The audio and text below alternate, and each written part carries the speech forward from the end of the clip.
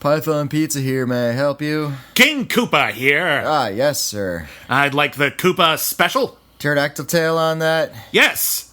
Dino, lizard, hold the mammal, no worms, and, spicy.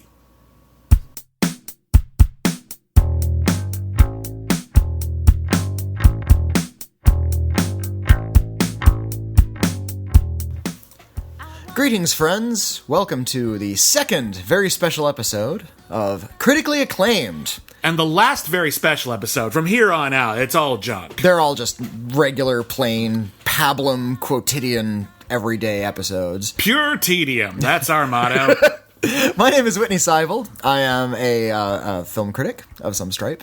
I write for IGN and Nerdist and other places as well. My name is William Bibbiani. I'm a film critic for various places as well, including IGN, including Crave. Everyone calls me Bibbs.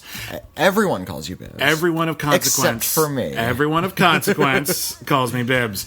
And this week on Critically Acclaimed, we got a bunch of new movie reviews for you. Of course we do. We're going to be reviewing a little film called Justice League.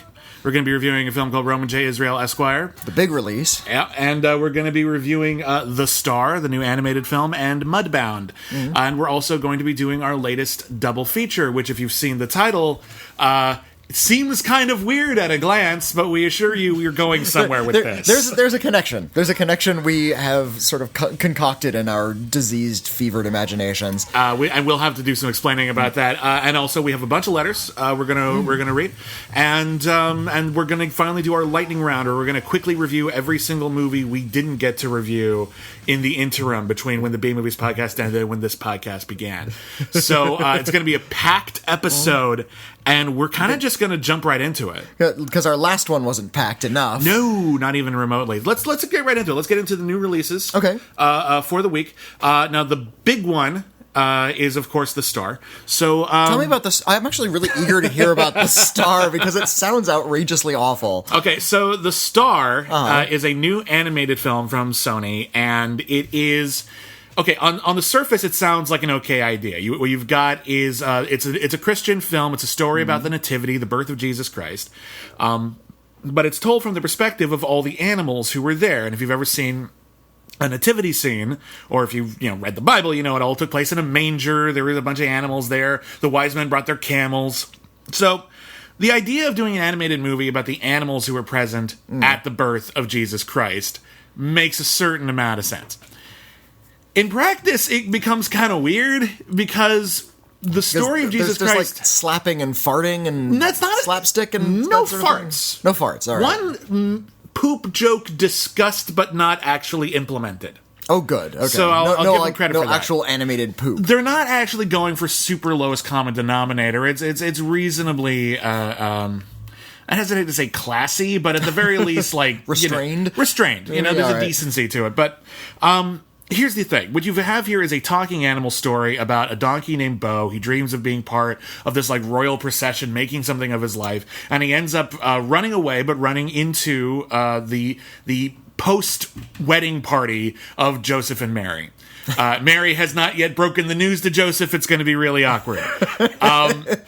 And Bo ends up becoming part of the family, and he's talking to his dove friend, and they eventually meet a sheep who's very, very, very nice.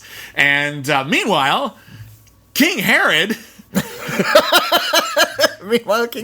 King Herod finds out about this Messiah and sends a murderer after them. Oh. There's a silent assassin and 2 talking dogs. Cool. So, the assassin sent to kill Jesus... Yeah, so, has assassin dogs. So... It's that talk to the other animals. They do. Okay.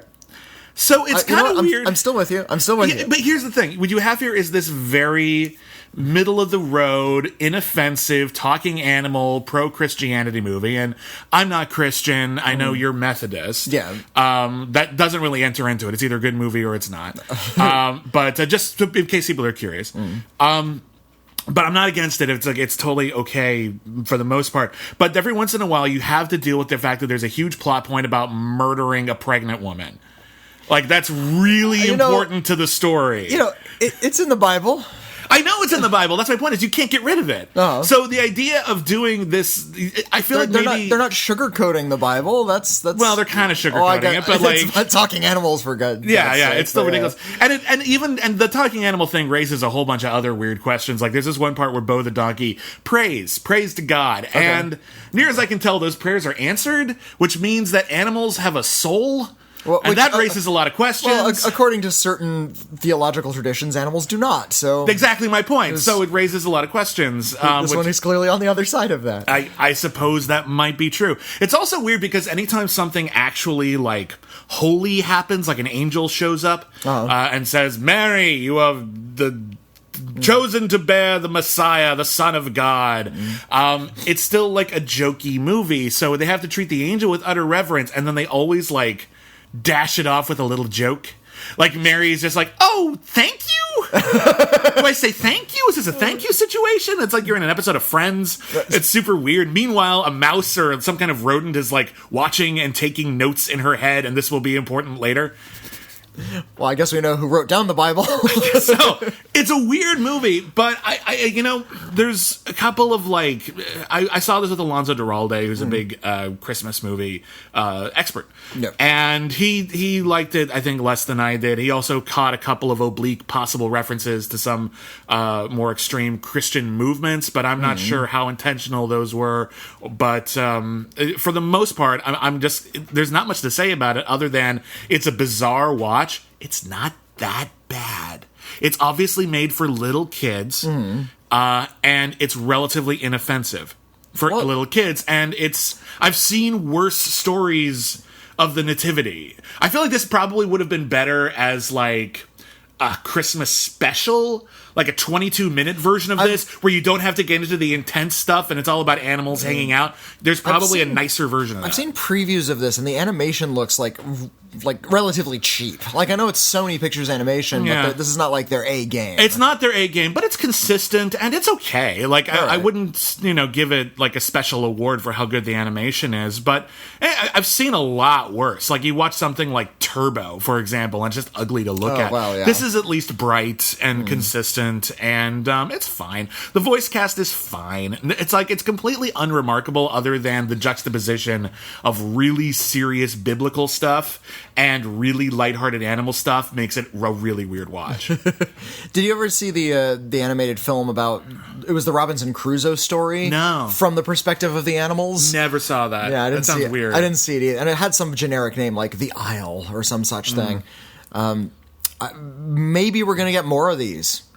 Like, famous stories from the perspective of the animals. Well, I mean, we kind of started having that in the 90s with the Muppets. The Muppets did the Muppet Christmas Carol and the Muppet Treasure Island. I was always bummed that we never had more of those. I thought that was a great dynamic. There was one more. There was Muppet Wizard of Oz. That was made for TV, but yes, you're right. I was like, I would love to see... I think that's the next step. I think that's what Disney needs to do with the Muppets now. I know the sitcom failed and people are bummed out about it. It was a good show, actually. The show was good. It took a while to find its footing, but once it did, it was great. One of the two newer movies was pretty good. And I think the Muppets was great. I think Muppets Most Wanted was a misfire, but it's still the Muppets. It's not a bad watch. I think it would be great to do the Muppet versions of things. Well, the Muppet Repertory Players is the approach they need to go. Yeah, because... The Muppet Christmas Carol is great. Great. One of my favorite Christmas Carol movies. Muppet Treasure Island's great. You've never seen it. I love Muppet Treasure Island. A lot of people do. And Muppet Wizard of Oz is...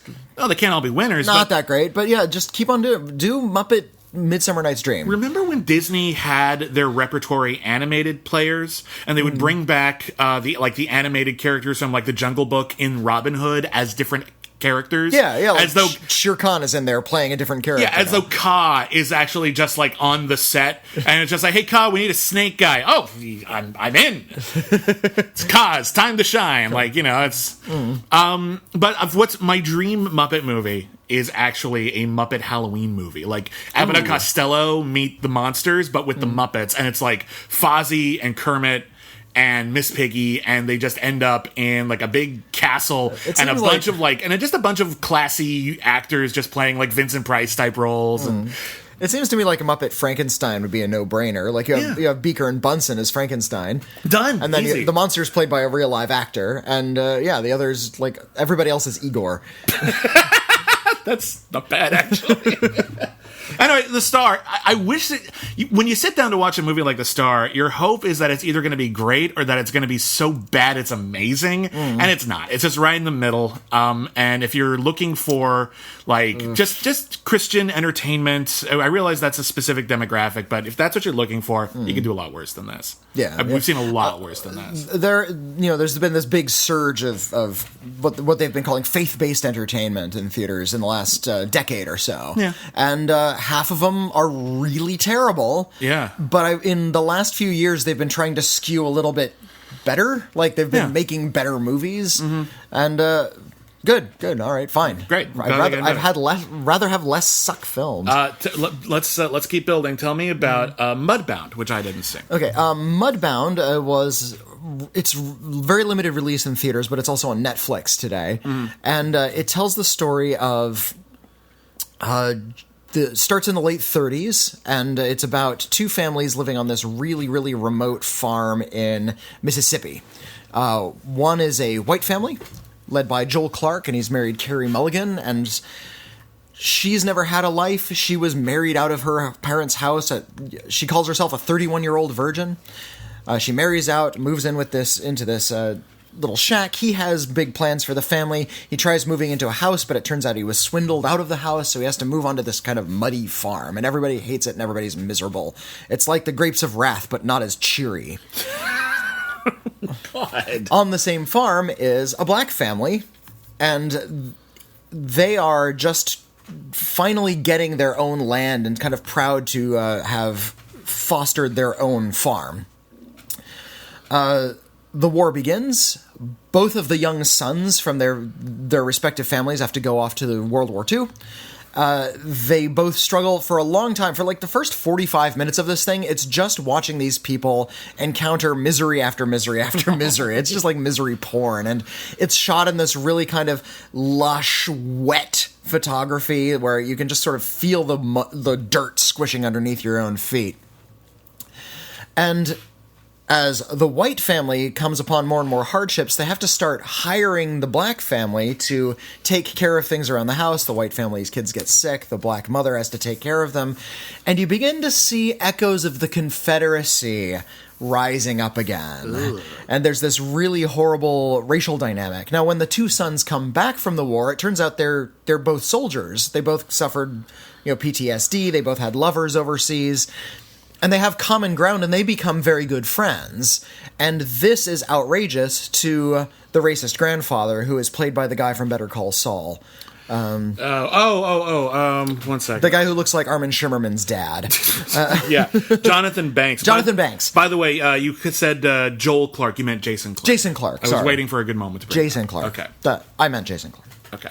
No, Joel Edgerton and Jason Clark kind of like cross in my head sometimes. I can see how that works. So I apologize for that.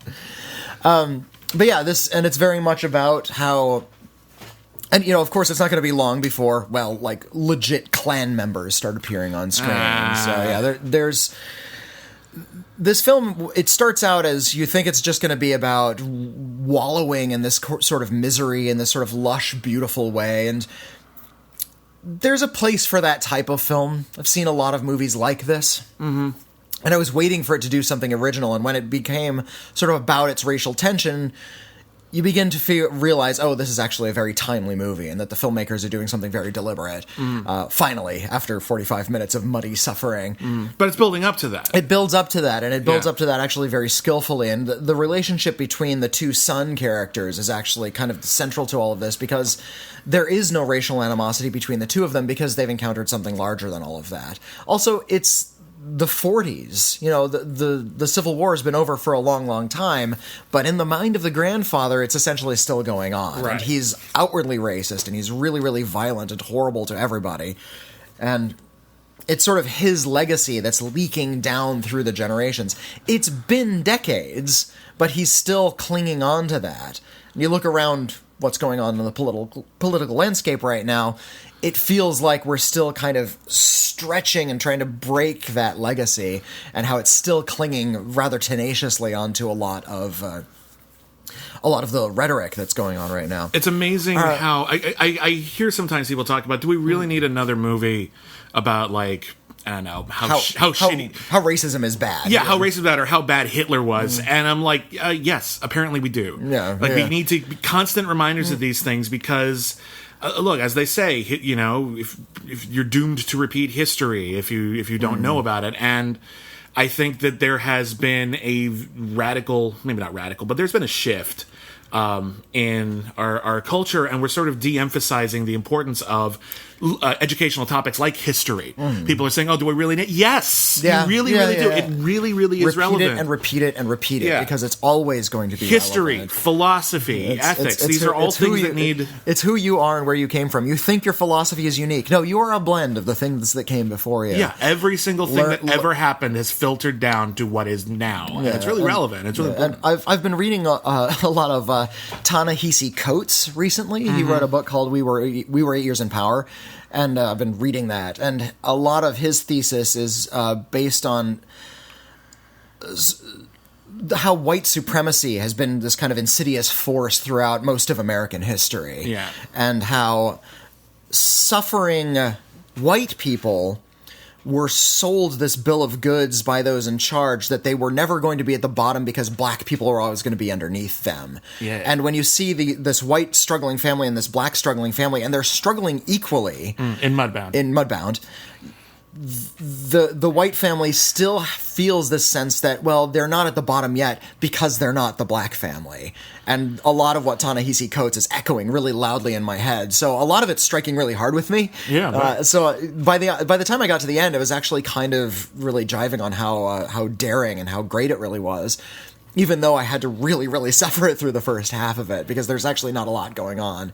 So it's a 2 hour and 15-minute film. So if you really feel like suffering through, you're probably going to get something out of it by the end. Okay. But it's going to be a rough watch either way. Yeah, well, some movies are. Some movies are just difficult, but they're worth that journey. Okay, so the next film, we actually both saw this one, is Roman J. Israel Esquire. It's a new film from Dan Gilroy, who we had as a guest on our previous podcast when he directed Nightcrawler.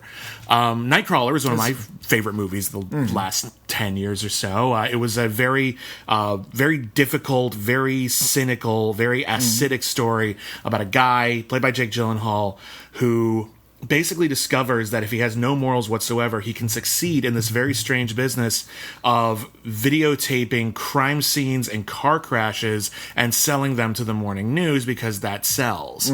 That's what gets in people that's people to tune in. And it's a film that really took a really hard look at what it is like to be working in an unethical business.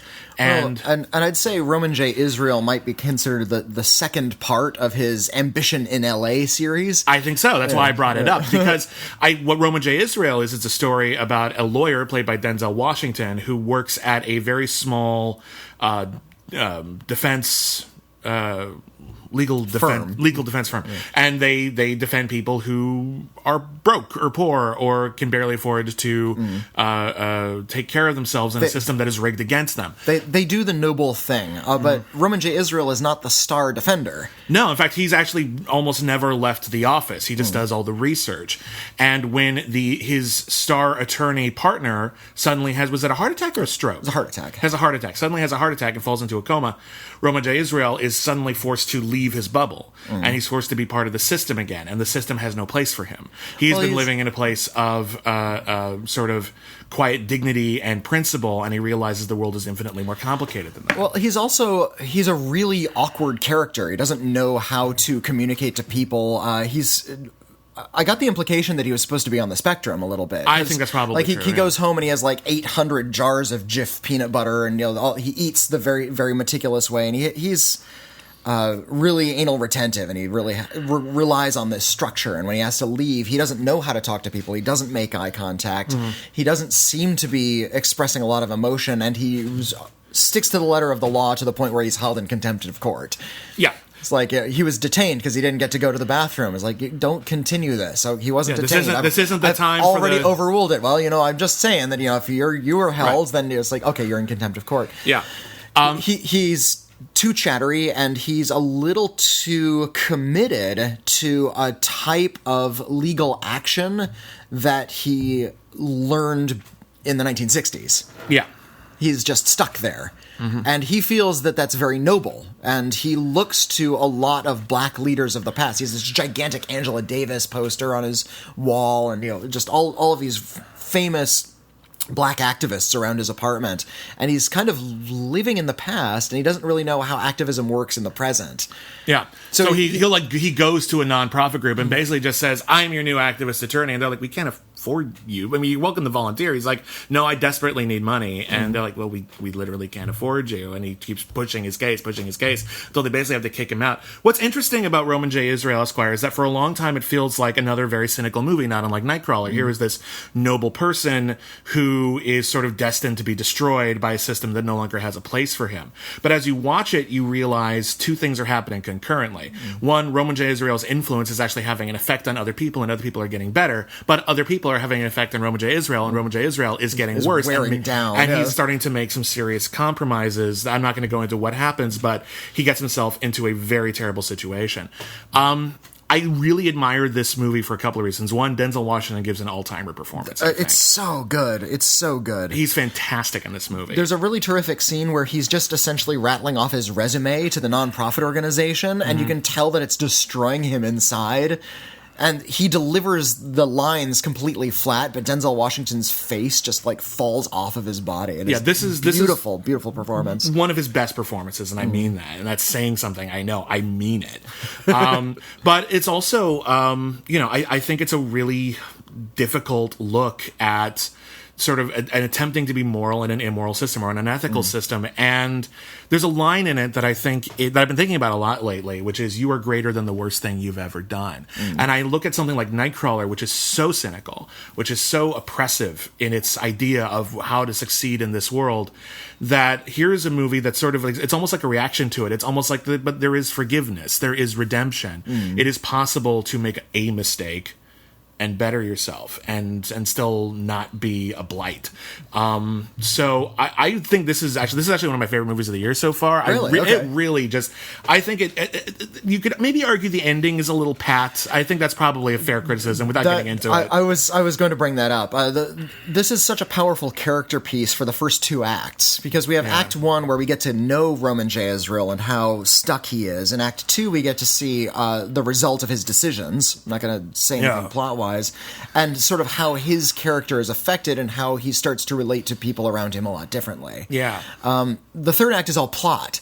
And it has to wrap a lot of things up. There's all these loose threads, and you could have had that in a scene, maybe, or it would have been really great if it had maybe even ended the cynical way, where we just got to have him go full bore with his bad decisions. Maybe. I think that would have been just repeating Nightcrawler. Or kind of redeeming himself in a different way that wasn't so involving all these other characters and phone calls and running around. Maybe, but I think when you look at Roman J. Israel as like a character piece, which it is, I think that's where the way that everything sort of wraps up at the end feels a little I don't want to say easy, but feels clean. Feels a little clean, a little calculated.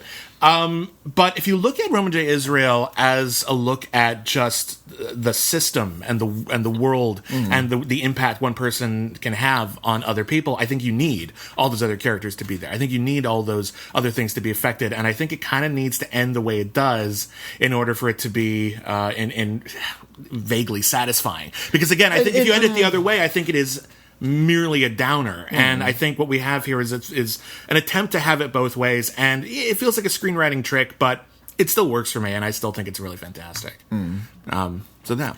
Okay. I was a little bummed out when it started to go a little bit too far down the thriller route. It's not a thriller. It is a character piece, and I think Dan Gilroy realized he had kind of written too much into the first two acts to really take care of cleanly in the last act. Yeah. So he had to clean it up a little too quickly, and I think a lot of people had changes of heart a little too quickly. So I think it's pretty organic, actually. I think if you look at the little pieces throughout, I think you see it's sort of seeded throughout the movie. I think that the final third of the film is a little bit muddled, but it's so strong up to that point that it's just fascinating to watch. And Denzel Washington's performance is going to be worth price of admission anyway. Absolutely. So it's a very, very good film. I actually like it better than Nightcrawler. Interesting. I think it's a lot more organic, and despite this third act, I think it's a lot more natural in terms of the way the character grew and the way people react to the character. I think it's like there's a sensitivity to it. You get more perspectives. Nightcrawler is just one perspective the whole time, which works. But here it's one nuanced. Perspective, and I think there was this weird sort of divine protection around this evil character in Nightcrawler. That's what I mean when I say it's where the cynical, characters let him get away with stuff that those characters wouldn't let him get away with. Exactly. I actually brought that up to Dan Gilroy. It's like, why doesn't people call him on his crap? Well, he has to get away with it. That's the message of the movie. Exactly. Like, that's more of a message movie. This one feels like more of a character piece. So, I think it's fantastic. But it would make a good back-to-back view with Nightcrawler. Oh, absolutely. Both Nightcrawler and this... You can tell Dan Gilroy lives in L.A. Yeah. Because both Nightcrawler and this one, like, they're really careful about the geography of the city. It's interesting to see a movie that's set in downtown L.A. If you don't live in LA, downtown LA is complicated and choked and dirty and gross and up until recently, it really wasn't a good place to be. Like, it just there are a lot of like business buildings there, like office buildings, and a couple of good restaurants and things. But great like library. It wasn't great library. I'm not saying there's nothing there. Hey, Philippe's the original. It's the best sandwich shop in town. But there wasn't like downtown. There's a lot of adjacent areas which have a lot of community, but downtown itself just didn't have a lot of people in it. Like, people didn't live there very much until relatively recently. So it's interesting to see. I love LA movies that show different parts of the town, and Nightcrawler and Roman J. Israel Esquire are both of those. And now, should we even talk about Justice League? Does anyone care? Should we even mention it? You've seen it. You have your opinions. There's a zillion think pieces already. Yeah. I've thumbed my way through a couple like reviews that were coming out a couple days ago of Justice League, and the tone is one of grave concern. Like, everyone's very, very concerned about the success of this movie, and I'm surprised a lot of people have so much invested in this one, but I guess these are famous characters. They've built it. There's been a lot of build up. This is the 5th film in the series. Let's real fast for people who haven't heard us before. I'm going to run through the first 4 and just give my impressions of it. Not going to make a big deal out of it, but just so you know where I'm coming from. Man of Steel. I love the things it gets right. I'm frustrated by the things it does wrong. I mostly like it. What was the next one? Was it Suicide Squad was next? Suicide Squad. No, the second one was Batman v Superman. Batman v Superman. There's stuff I want to like in it, but it's just a mess. It's a mess. Even the extended cut, it kind of just doubles down on a lot of the things that I don't think work about it. Like Lex Luthor's whole plot makes no sense whatsoever, and the more you expand on it, the less it makes sense. And I find the characters are being sort of pushed into position rather than pushing the story themselves. There's a lot of things that are really cool about it, but I really don't like that movie. Wonder Woman is fantastic. So Suicide Squad was I skipped next, it, but I'll just sincerely say it. Wonder Woman is fantastic. It's one of my favorite movies of the year. I think it's a little pat at the end, but I don't care. Much like Roman J. Israel, I don't care because the journey there was so great. And Suicide Squad has a lot of good character work. Like, I really like what Will Smith is doing, what Margot Robbie is doing. But it's another one that's just a mess. They reintroduce the characters like over and over. Like, the first hour of the movie feels unnecessary. Like, he could have done it all in 20 minutes. And the villains are kind of forgettable. How many times can you do an action sequence with a helicopter crashing? It feels like just a very, very, very uninteresting action movie with some interesting characters in it. That's how I feel going into Justice League. Right. What about you? Man of Steel. When it was coming out, I had forgotten that it was coming out. Like, just like, oh yeah, another Superman film is opening today. I guess I'll go see the screening of this one. I'm not a fan of Zack Snyder's work. I think he's done a few good things here and there, but for the most part, I don't like his aggressive visuals, and I don't like the underpinnings of like sexism and fascism that kind of leak through from time to time. You would think a film about Superman, like turning him into this sort of aloof, distant figure would be an interesting approach to the character, but he doesn't do that. He just sort of turns him into this blah, nothing character. And by the time we get to the end and there's all this destruction, it's just like an assault and kind of horrible. Yeah. So I kind of hate Man of Steel. Okay. Batman v Superman kind of ditto. It's just more of it because now there's 2 characters. Okay. I appreciate that they're trying to set up a lot of interesting things, but I don't think anything is really executed all that well. Like, that they put a lot of pieces in a lot of really interesting pieces in place, and then there's a lot of cool ideas, and then they just knock them over. They don't really arrange them. So then we had Suicide Squad, which feels like a trailer. It's just one of the worst edited films I've ever seen. Yeah, I like the characters. I liked Harley Quinn. I even liked that version of the Joker, which I know a lot of people complained about. I think it's fine. but it's not a fun film to watch. It's pretty terrible. Okay. Wonder Woman is watchable, thank goodness. You liked it less than I did. I liked it less. I liked it less than most people, but it doesn't mean I disliked it. I thought it was just fine. Again, I think the lead actress could have been a lot more sprightly and charismatic. I don't know how that's possible. I don't understand your take on that at all. I think Gal Gadot is amazing. I think she's a little restrained and aloof and kind of stoic, whereas the character could have been a lot more approachable and warm. I thought she was funny. I don't know. I read an article that after Patty Jenkins and Charlize Theron made Monster together, they said, Charlize Theron, what do you want to do? She says, I want to work with Patty Jenkins again. I want to make Wonder Woman, and I want to play Wonder Woman. Charlize Theron as Wonder Woman would have been what I'm talking about. She would have been good. She would have been good. Okay. And so now we get to part 5 in the series, which is called Justice League. Yeah, and real fast, we're going to avoid talking about spoilers, but if you're one of those people who thinks that literally anything in the movie is a spoiler, skip ahead. We're just going to be talking about the plot of the movie. We're going to be talking about the plot of the movie. We're not going to be giving anything away. From about halfway through to the end. Like, my theory about spoilers is this. If it happens in the first act, it's not a spoiler. That's just basically what the movie is about. If it happens in the second act, unless there's like a major, like, sort of twist or something, it's also kind of not a spoiler, but you want to be a little vaguer. You know, you want to just allude to things more than actually just tell them. And if they put it in the advertising, it's fair game. If you put it in the advertising, it's fair game. And the third act, generally speaking, you can allude to it, and I think it's okay if the ending is obvious. For example, if I told you that at the end of the Avengers, all the Avengers aren't dead. That's not a spoiler. That's pretty obvious. If I told you at the end of a romantic comedy that the two end up together, that's what you're there for. That's not a spoiler. That's what you expect. It'd be a spoiler if I told you that they didn't. That would spoil it. That would be unexpected. That's sort of our philosophy on this, and we're going to try to follow that. Yeah. Now, this was a very troubled production. Zack Snyder put together the cast. He approved the script. He did a lot of the direction. No, he directed it. He directed the whole movie. Here's what happened. He directed the whole movie. There was some, allegedly, I don't know how far it went, there was some there was some tinkering, like mid-production, after Batman v Superman didn't have the response that they wanted. So allegedly there was some major shifts. But he shot the whole movie, and then in post-production, a really terrible tragedy occurred, and he had to leave production because of a personal tragedy. Yeah, of all people, Joss Whedon came in to complete the direction. And apparently, Joss Whedon was already sort of getting involved as sort of helping do little rewrites for some reshoots. And I know a lot of people panic when you hear that there are going to be reshoots on a big movie like this. That's part of the schedule. It happens on every production. A movie, especially a movie of this size, of this magnitude, it's such a huge production. There's so many pieces that have to fall into place that most movie productions of this size, any Star Wars, for example, leaves like 4 to 6 weeks of just, what if we forgot a scene, or what if we need another moment?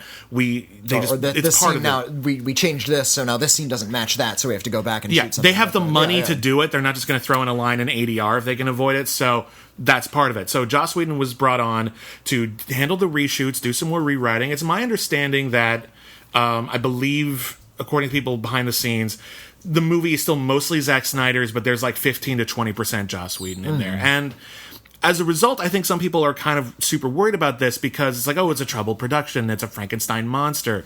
A lot of troubled productions end up being really good movies. Casablanca was a famously troubled production. Well, how many credited directors are there on The Wizard of Oz? One. How many directors were there actually on The Wizard of Oz? Tons. Like 5 or 6. Yeah, it's insane. Yeah. So, like, just because that's not necessarily a death sentence for this movie, but I will say this: watching Justice League, it does feel like the child of two fathers. There are definitely elements of Zack Snyder in here, that visual boisterousness, for example, a certain amount of heavy emotional content, and there's a lot of Joss Whedon with a lot of little jokes, a lot of amusing character interactions. I feel like there's a reference to Hamlet in here that had to be a Joss Whedon rewrite. There's a Gravedigger sequence, basically.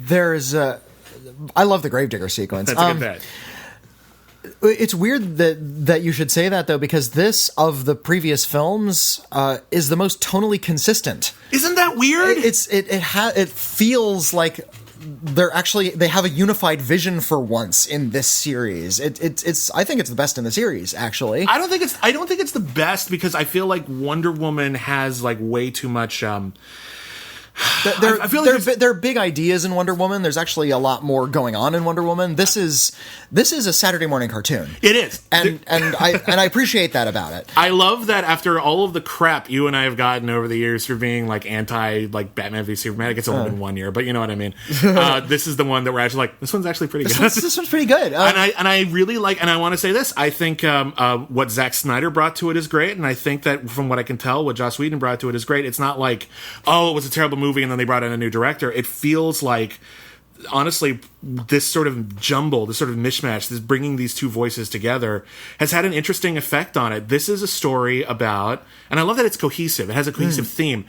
Superman died at the end of Batman v Superman, and the world is a mess. People are filled with regret and guilt, and it's unprotected, and it's all about picking up the pieces and moving on. It's kind of fitting that the movie is a mess, because that's what it's about. It's about everything got fractured and everything got screwed up, and we have to come together and find a way to fix it. You could say that that's the plot of the movie, because it is. You could say that it's the theme of the movie, because it's about, just sort of the world and how we feel so separate and we need to come together and unite for a common good. You could also say it's almost metafictional, and it's about like this franchise itself. The making of these movies. Yeah. Yeah, so the plot of the movie is Batman wants to get a bunch of superheroes together because he wants to honor the memory of Superman. And in fact, what you were just saying earlier about how you're on Roman J. Israel, how you are better than your worst act. Yeah, Batman feels really guilty for getting Superman killed. So he's trying to redeem himself by saying, hey, why don't we just sort of live on this Superman legacy? And so I'm going to go to Aquaman Town and pick up Aquaman. And Aquaman's this whiskey drinking lout, and he's actually kind of a funny character. Yeah. And let's go to this kid who has no experience, and that's the Flash, and he wears this Superman outfit or this Flash outfit that he made himself. Yeah, it's really really fun. He says that it's for ice dancing. Yeah, and he goes for which is cute. Yeah. Then they come into a Cyborg, who's a character who like we've seen. Like, probably the least of Cyborg, I think, so far. We haven't seen a lot of Aquaman, but there's been a lot of talk about it. A lot of interviews, a lot of behind-the-scenes footage. He's getting his own movie really soon.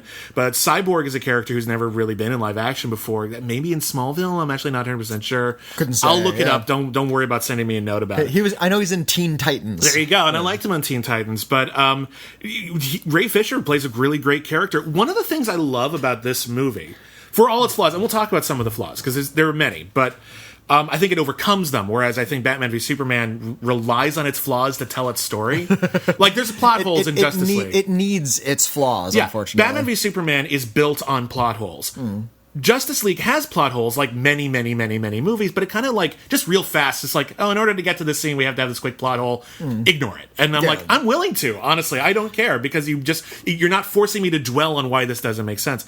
But what I love about this movie, and I think, honestly, better than practically any other superhero team movie, every single character on the team has a through line. Yes. They have a character arc. And they are able to rotate through the characters in sort of a logical, organic way. Yeah.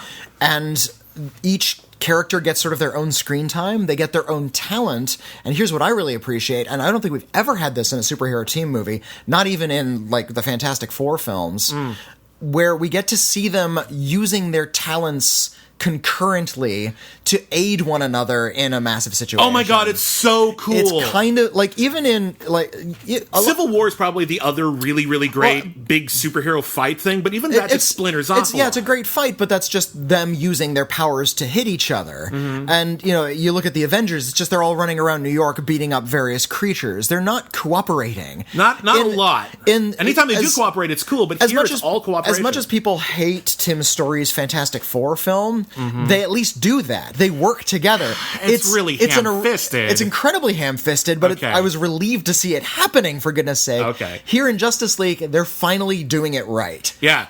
So they finally do realize that they have different personalities, and they're trying to figure out a way to put their talents together to accomplish a goal. Something that is so unbelievably relief to see in a superhero movie. There's so many like superhero action fight cliches that I'm so glad aren't in this. Like, one of my least favorite ones ever is, hey, what if we switch?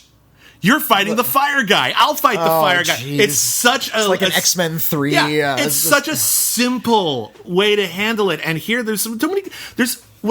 there's so many cool moments in this that I don't want to ruin for you, but I'm going to tease a few so you know like what I'm talking about. There's a scene where the Flash helps Wonder Woman with her sword, which is so unbelievably great. Like, it really made me happy. And there's another scene. A lot of my favorite scenes are with the Flash, which I was worried about because like I really, really liked the TV series of the Flash, and I was just like, I hope they find their own voice with this character, and I like their version of this character. I like Ezra Miller a lot. He's a good actor. He's very funny. They turned him into the comic relief character, but organically, I think some people are like, oh, he's just funny for the sake of funny. No, he's funny because he's actually really awkward and lonely. And I bought that from him. He even says, when Batman offers him the Justice League, he just says, yes, I need friends. I don't care what's involved. I'm so alone. Please, I don't know how to communicate with anybody anymore. Please help me. And then he has a really great moment in that grave-digging scene. It's so grim. It's like out of Frankenstein. He and Cyborg are in a graveyard digging up a grave. Never mind why. I mean, it's all very grim, but yeah, they're digging up a grave and they're having a conversation saying, this is kind of sick. You know, we're digging a grave in a superhero movie. And so they're acknowledging it. This is very Joss Whedon-y. Yeah. And they have a conversation about how, well, you know, Wonder Woman is just this immortal Amazon creature. Aquaman is this immortal Atlantean creature. He's immortal, but he's godlike. Yeah, and you know, Batman's been doing this a while. He's this rich, experienced dude. We're the amateurs. Well, he even says we're accidents. Like, we just kind of lucked into this. And I think that's a great kind of bonding moment. I think it's similarity between the two characters. I think it's an important scene to have, and I feel that's why it feels like a reshoot. It feels like, and I don't know, maybe it was in the original draft, but it feels like one because it feels like someone saw the movie and it was like, you know who never doesn't have a scene together? The Flash and Cyborg, and they have a lot in common. And they probably should have a scene together. And I think they found a really, really fun way to do that. The plot is just, it's superhero nonsense. And there's two... It's boilerplate Saturday morning plot. There's the two biggest flaws with this movie are honestly relatively forgivable, I think. I think it has a boilerplate plot. It's there's a bad guy comes to Earth. He's got to find 3 MacGuffins. A MacGuffin, if you don't know what it is, it's a plot. The thing that drives the plot. Yeah, it's a plot device that gets all the characters out of the house, but it doesn't actually matter what it is. So it's mother boxes in this. Mother boxes and alien piece of alien technology. It's from the comics. You can't change it. I know it's from the you know, a mother box is an artist who just wants to go home. Right. It's like what's the widget? It's a box. It's a box. Here, look. There Even it is. Marvel had that. They have the cosmic cube. Same thing. Yeah, like my point is, it could have been a draw a cube.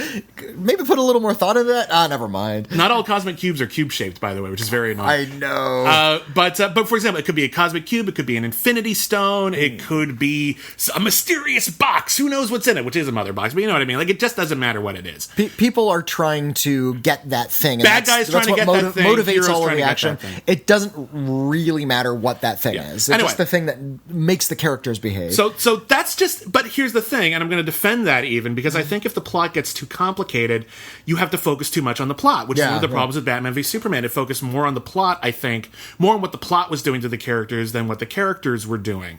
And I feel like here it's able to be more organic because the plot is very straightforward.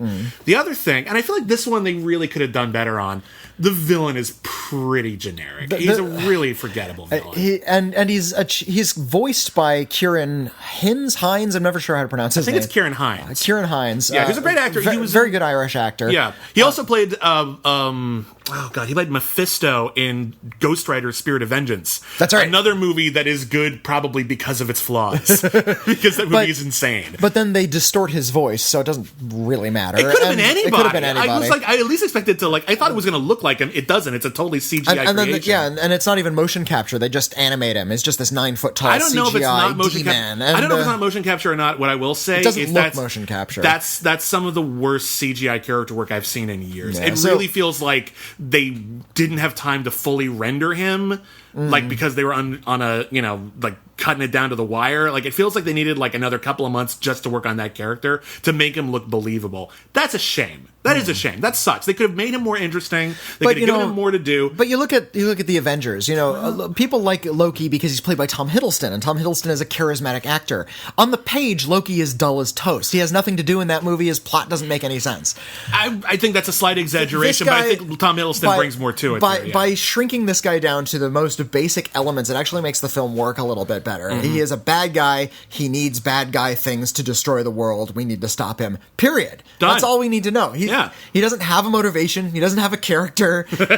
He's got an army of red-eyed bug creatures. Parademons. Who never have parachutes. I know that's not what that means, but I kept wanting one of them to have a parachute. It's like a paramedic. It's the demon that shows up before the actual demons can arrive. Maybe that's where it comes. I don't know. I'm being silly. Look, Justice League is not like a very tightly crafted movie.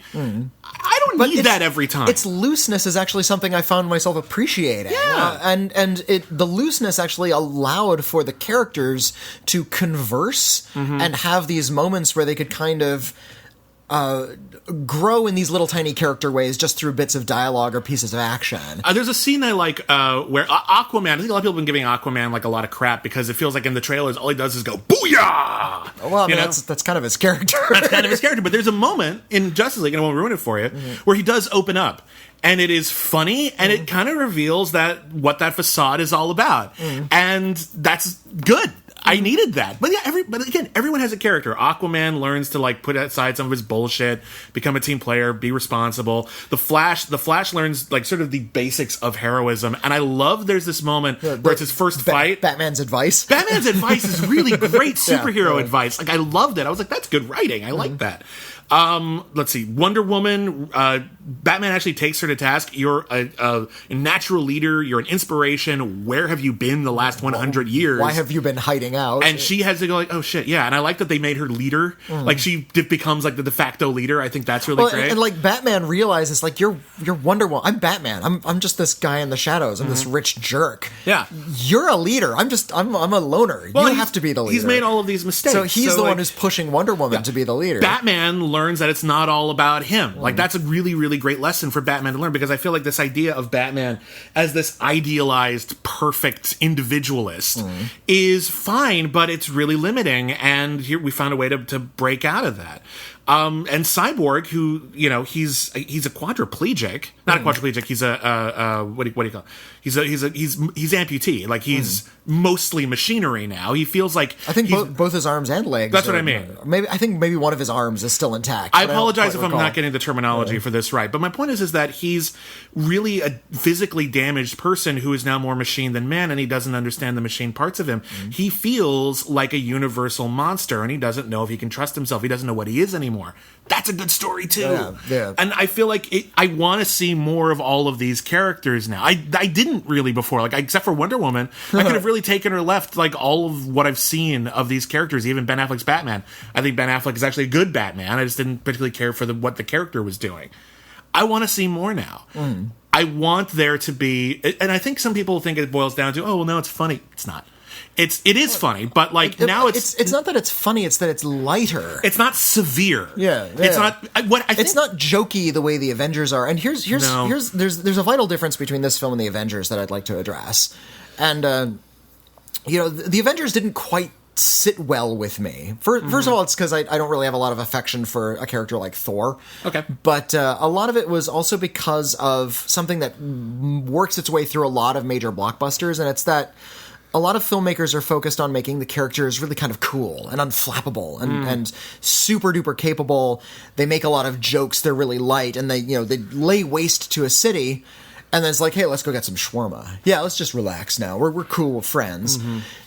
And that stands counter to the notion of heroism, where you actually have to work hard and be brave and be a good person to do these and overcome something to become a good hero. Yeah. And I think Justice League is much better about putting these characters in an extreme situation. They're brave and they face it, but they understand it's going to be difficult, and they're not concerned with how cool it looks. I think there's something ironic there, because which is weird because that's all Zack Snyder does as a filmmaker. That's what I was about to bring up. I think there's an irony here where I think what they were trying to do with Man of Steel and especially Batman v Superman was set up an arc to get to more or less here. Maybe the tone is different than it would have been if Zack Snyder had stayed on, but it's clear that they were trying to build into a DC universe that's, a bit more heroic and aspirational, and that maybe they were trying to use what they saw as a very cynical real world as a jumping off point. Here's all the work we'd have to do to get there. But I don't think they had to try that hard. Until now, they were buried in angst. Even with point. Something like Suicide Squad, it's this angsty film. This is the first one that has no angst whatsoever. And it's great. Wonder Woman, but Wonder Woman. And I think that's one of the reasons why Wonder Woman was a success, is because we needed it as a counterpoint to reality. We want superhero movies. They don't have to be purely escapist entertainment. They are, because people can't do all this stuff in real life. But we want it to relate to us. I feel like the first couple of Zack Snyder superhero movies, not counting Watchmen or whatever like that, but you know what I mean, the DCEU movies, were about sort of what if. What if Superman was real? Wouldn't it be weird to have a god on Earth, and how would that mess with our heads? I feel like Justice League is more like what now? Yeah. It's about the immediacy of it. We have them now. We don't have to ask these big questions. We can actually just enjoy them and tell a story with them here. Have them just do the superhero stuff. And the relevance will simply come from this relates to what we're going through right now. This world really does feel very divided and sketchy, and we really want to be able to come together, and we do. And I don't think we needed that terrible cover of that Aerosmith song in order to do it. It's not one of the movie's best moments, but I think it works. And then they do this really, I forgot what the band was, but they do Come Together. That's what I mean. They come together. That's I was thinking the Aerosmith version. I feel like it's not the I feel like they're covering the Aerosmith version of Come Together. They're not covering the Beatles version of Come Together. They're covering the Aerosmith version of Come Together. I think that's what they're doing. It's just this big raucous EDM version of Come Together. There's a lot of flaws in this movie. It's messy. You can tell sometimes that this is obviously a reshoot. Ben Affleck looks like he put on some weight. There's stuff like that. But I don't need it to be impeccable. I just need it to work. I need it to feel cohesive, and I need it to not just entertain me. I don't want it to just be fun. I want it to be the sort of thing that I don't have to feel frustrated with myself for watching it. I don't have to make a lot of apologies for it. I'll make a few apologies for it because parts of it are shabby. But overall, this is a very entertaining movie, and I really liked it. It's really fun. I really enjoyed myself, and I expected to hate it, so I'm really happy to have walked out. And again, there are issues. There are a lot of issues, and you can look at the different ways that Zack Snyder shoots Wonder Woman as opposed to Patty Jenkins, and I think we do have to work on that. I think that's a problem, but I still really like her character, and I thought even though some of the camera angles were wildly unnecessary, her first action sequence, and it's like a bank heist or explosion terrorist attack, she can block a lot of bullets running really fast. It was really cool. That was a really cool moment. My favorite moment, I'm just going to say this, I'm going to allude to it. I was just trying to say that it's a cool moment, but it grows organically. Yeah. When I was talking about cool earlier, that's what I'm talking about. It's not an artificial cool. I told you about the thing with the Flash and the sword. That bit's cool. There's one moment where the Flash is moving really, really fast, and he looks at someone in the eye, and it's perfect. It's such a perfectly done moment. I was amazed. And the first of two post-credit sequences really made me smile. The second one was okay. The first one really made me happy. I'm not gonna lie. So I dug it. I'm actually gonna give this one. It's not best movie of the year material by any stretch. I'm giving this one a C+ on our C- to C+ scale. I give it a C+ as well. I'm a little surprised, but I'm happily surprised. It's cool. I feel like I'd rather be surprised than just get another slog like I expected. I feel like the trailers did this a disservice. I think a lot of people were talking about, oh, you're being so critical of the movie. We haven't seen the movie. All we could look at for a while was the advertising campaign, and the advertising campaign really felt really surfacey, and I don't think it was what this movie ended up being. There was a really great series of posters where each character had their own, and the phrase "all in" appeared, and of course the joke was, hey, look, a G.G. Allen documentary, but Batman's in it. I'm sure everyone made that joke. Yeah. Roman J. Israel Esquire smashes a bottle against his head. Again, on our scale of C- to C+, C+ is the best you can get, C- is the worst you can get. Roman J. Israel Esquire gets a big C+ for me. I give it a C. I think it kind of loses its way in the third act, but yeah, I think you could argue that it does, but I don't think it is. It is one of Denzel Washington's more impressive performances. Right. Mudbound. Also a C. Okay. There's a lot of important stuff going on in here, but it is a bit of a chore. Okay. And the star is tricky because for certain audiences, I think it's a C. I think it's about as good as it gets for a C. The best you could do is a C. If it doesn't sound like the sort of thing you want to see, it's a C- because there's nothing really to enjoy about it. But if you're looking for relatively benign, just fine, like Christian entertainment for little kids. I've seen a hell of a lot worse, so I'm going to give it a C. Okay, give it a C in that context. In every other context, it's a C-, but not a passionate one. It's not like it's terrible or anything. It's just kind of weird. All right, so let's move on to the main event. We need like a theme song for our double features. We probably do. Double features, da-da-da-da-da. Okay. Every week every week on Critically Acclaimed. That's our other podcast. I know. Every week on Critically Acclaimed, if you go to the Schmoville Facebook page, you can vote for a really bad movie for us to watch, and we will pair it with a really good movie.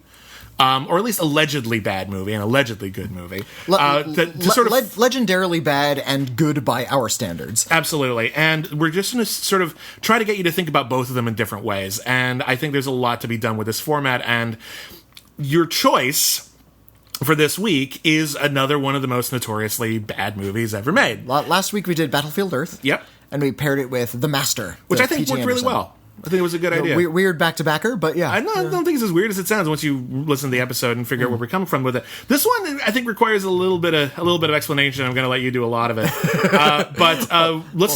Let's talk about the bad movie first. All right, the bad movie that you guys voted for this week was Super Mario Brothers from 1993. Starring Bob Hoskins and John Leguizamo as Mario and Luigi. And Dennis Hopper as King Koopa. Yes. It was based on a popular video game. You probably heard of it. Legend of Zelda. It was based on The Legend of Zelda.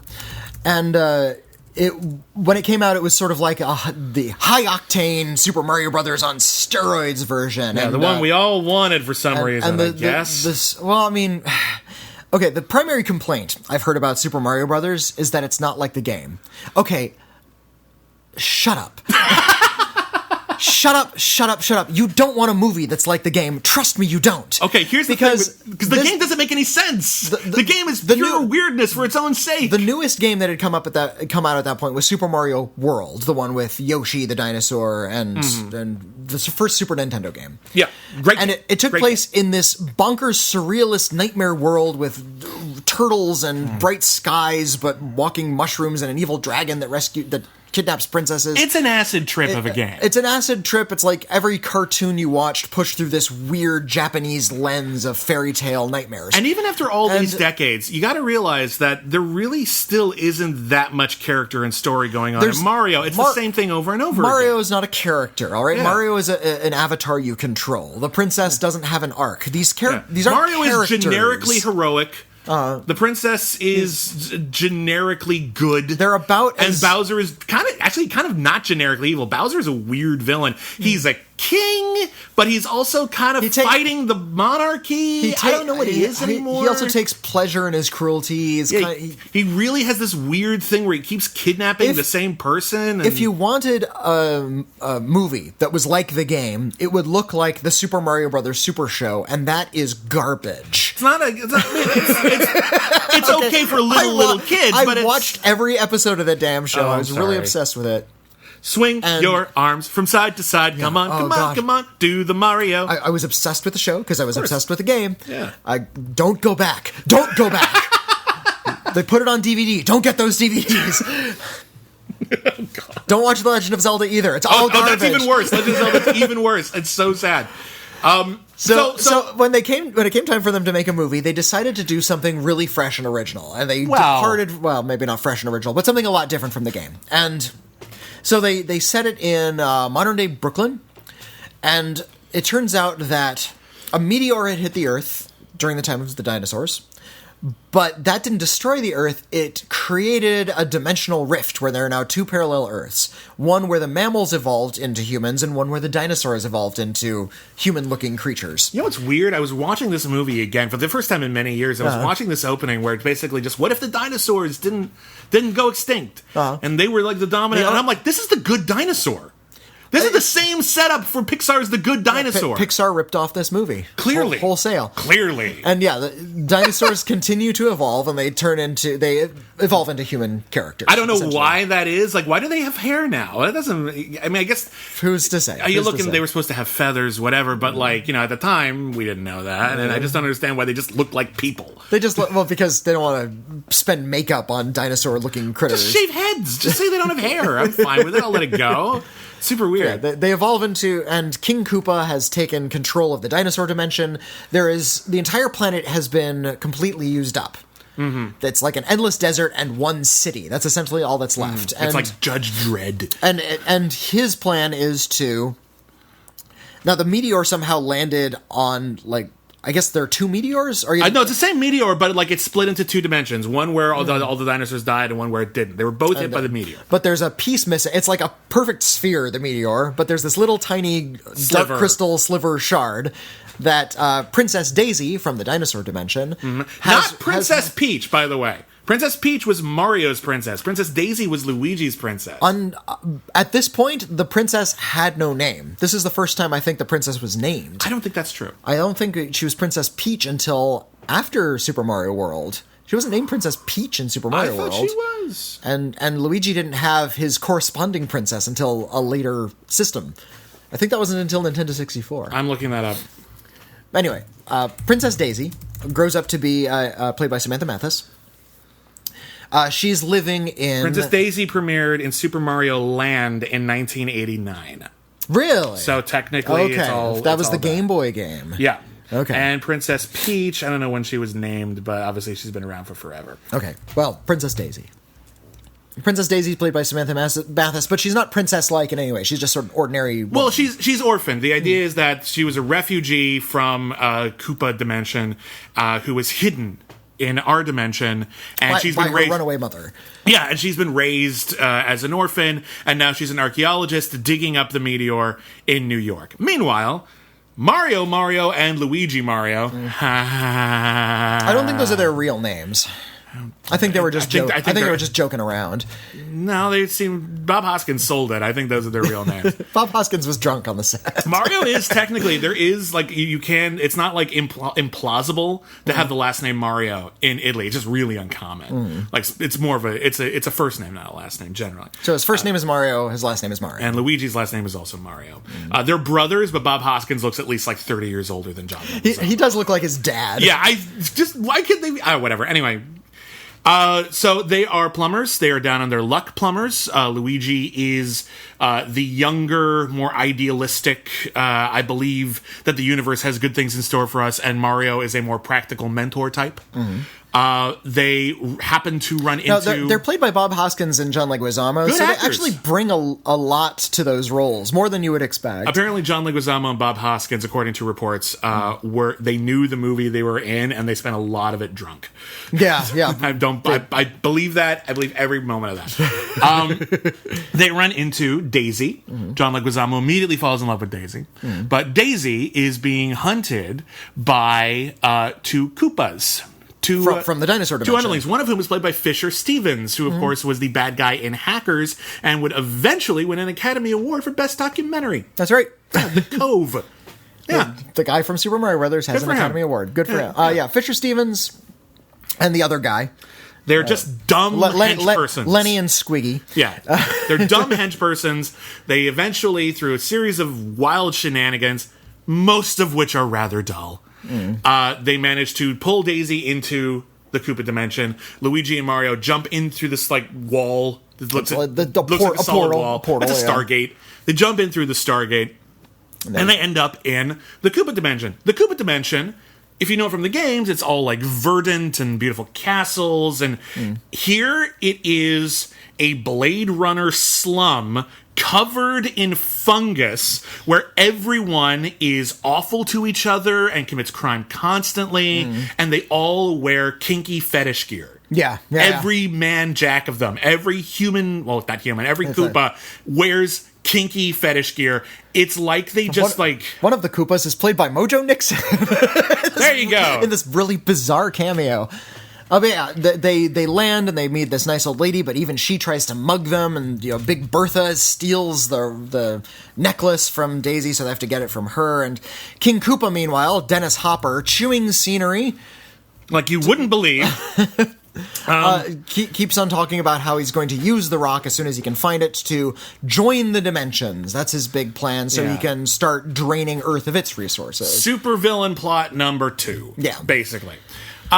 That feels like Dennis Hopper feels like he's the only one who's having any fun here. Well, because he gets to overact. This was like this time period where Dennis Hopper was a big deal around the time Easy Rider came out, and he was like this important voice in acting and filmmaking in the 70s. And then throughout the 80s, he basically vanished and became like a bit of a punchline. He was when he was in a movie, he was often in a movie as a joke because also he was Dennis Hopper. He was having some trouble with substances, and absolutely. that prevented him from getting work. But he got clean. My point was the 80s were a rough time for Dennis Hopper, and then the 90s was this big Dennis Hopper resurgence because everyone realized he's really good at playing bad guys. So you saw him in things like Speed, and here you just saw him overacting like a mad person. And he's a lot of fun to watch. All re-sparked, by the way, in 1986 with Blue Velvet. In particular, yeah, that was like his big breakout thing. But like in the 90s, he became more of a mainstream movie kind of actor, I think, than he had been probably his whole career. So on one hand, it's kind of cool to see him overact. On the other hand, what the hell is going on in this movie? This movie is so weird. It is really, really bizarre. Yeah. The premise is really strange. That they would apply that to Super Mario Brothers is it's like they look at Super Mario Brothers, and the guys who make movies who aren't really familiar with the games are like playing this game for the first time and thinking, "What the hell do we do with this?" I have no idea. I think this is as good an idea as any to make a Super Mario Brothers Maybe film not as out any. of. Maybe not as any. And I appreciate the utter commitment to this strange premise. I'm not sure I do, but here's they're just make that story and they're just going to go ahead with it. This is a movie that had and now because it deals with evolution, how people were evolved from mammals in one dimension. I like the way that Koopa can't really get it right. What are they evolved from? It's mice or something. No, apes, sir. They're evolved from monkeys. That's disgusting, he says. But they're all evolved from lizards and dinosaurs and reptiles. And as such, the notion of evolution becomes a weaponized force. And in fact, to the point where they have Devo guns. That Devo was not involved in this production is a mystery. Oh my god, that would have been the best soundtrack ever. Yeah, they got Mark Mothersbaugh and just nothing but Devo songs. It would have been great. Instead of that weird cover of Walk the Dinosaur. Oh god. And yeah, of course they sing Walk the Dinosaur and dance to it. At first, King Koopa uses this like de-evolved chamber to like shrink his minions' heads and turn them into these very passive, violent creatures. The Goombas. Gigantic, huge shoulders and bodies. They're like 8 feet tall with little these tiny lizard heads. Little like 3-inch high heads. It looks like Eraserhead. They look like the baby from Eraserhead. Oh. It's really fucking weird. It's a unique visual. It's a unique visual. And then eventually they turn them into guns and they can like shoot people and de-evolve them with like de-evolution rays. The guns, by the way, are the what were they called? The Super Scope. From the Super NES. Yeah. For whatever reason, because they had that light gun for the Nintendo Entertainment System. It was a little zapper gun. It was called the Zapper. Yeah. And it's a little handgun. But they decided to make it all badass when it went to the Super NES, so they gave you a bazooka. Shoulder-mounted thing. Yeah, and it's like, it's kind of cool. Like, you felt really cool using it. At the same time, you realize, I'm not going to use this for most games.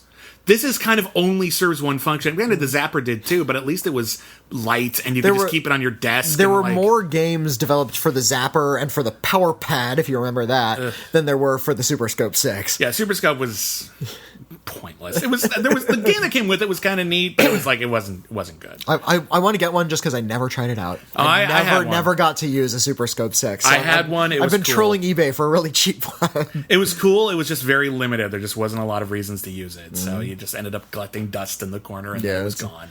Well, it's like where is your Guitar Hero guitar right now? Next to the Super Scope 6. Aww. People just don't play Guitar Hero anymore. They don't. That died. They oversaturated that. They really should have like not put out 8 games a year. That was a huge mistake. They really could have milked that for a lot longer, but whatever. Anyway, Super Mario Brothers. I'm trying to think what else is going on in this movie. You got Yoshi, who shows up as this little like man-eating dinosaur, and it's actually kind of a cool puppet. Like, I'll give you that practical effect. You got voiced by Frank Welker. Of course. Yoshi is voiced by Frank Welker. Everyone is voiced by Frank Welker. I'm voiced by Frank Welker right now. Frank Welker, if you don't know who Frank Welker is, if you've ever heard an animal voice in an animated movie or TV show, it was probably Frank Welker. If you've ever seen a cartoon, Frank Welker's in there somewhere. He was the original voice of Megatron. He's the original voice of Megatron. Series. Yeah. He played Freddy in Scooby-Doo. He's an animated legend, or at least he's a real-life person who's in legend in animation, but I digress. What's weird is that there's so many weird things. Like, we have this, the Super Mario Brothers jump on people. How do we put that in the movie? Do we have to put that in the movie? Yes! We're gonna give them super boots! Super rocket boots. Fine. Yeah, you want those rocket boots. You want those, come on. Fine. Those are cool rocket boots. But, like, whatever they were gonna do with this movie, it was gonna be just basically about two normal workaday guys going into a different world. That was basically it. Now, the world that they chose, this was directed by Rocky Morton and Annabelle Jankel, who had worked on, like, Max Headroom, and had sort of been part of that sort of cyberpunk Blade Runner movement. In fact, I even think they got some of the people who worked on Blade Runner working on this movie. Okay.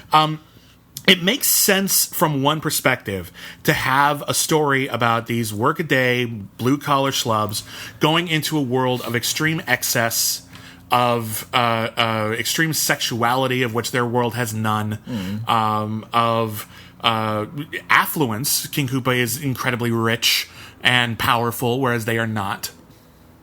That kind of makes sense. Like, I'm kind of like, I see like where you're getting with it, because basically all it boils down to is stranger in a strange land. Well, and the world they're constructing is trying to be, like, totally unfamiliar to even film audiences. And I appreciate that. There was this sort of movement in the early 90s when they made certain blockbusters that didn't have enormous budgets, but you could tell that they had just one really awesome, enormous set. And I love that and there's no sky.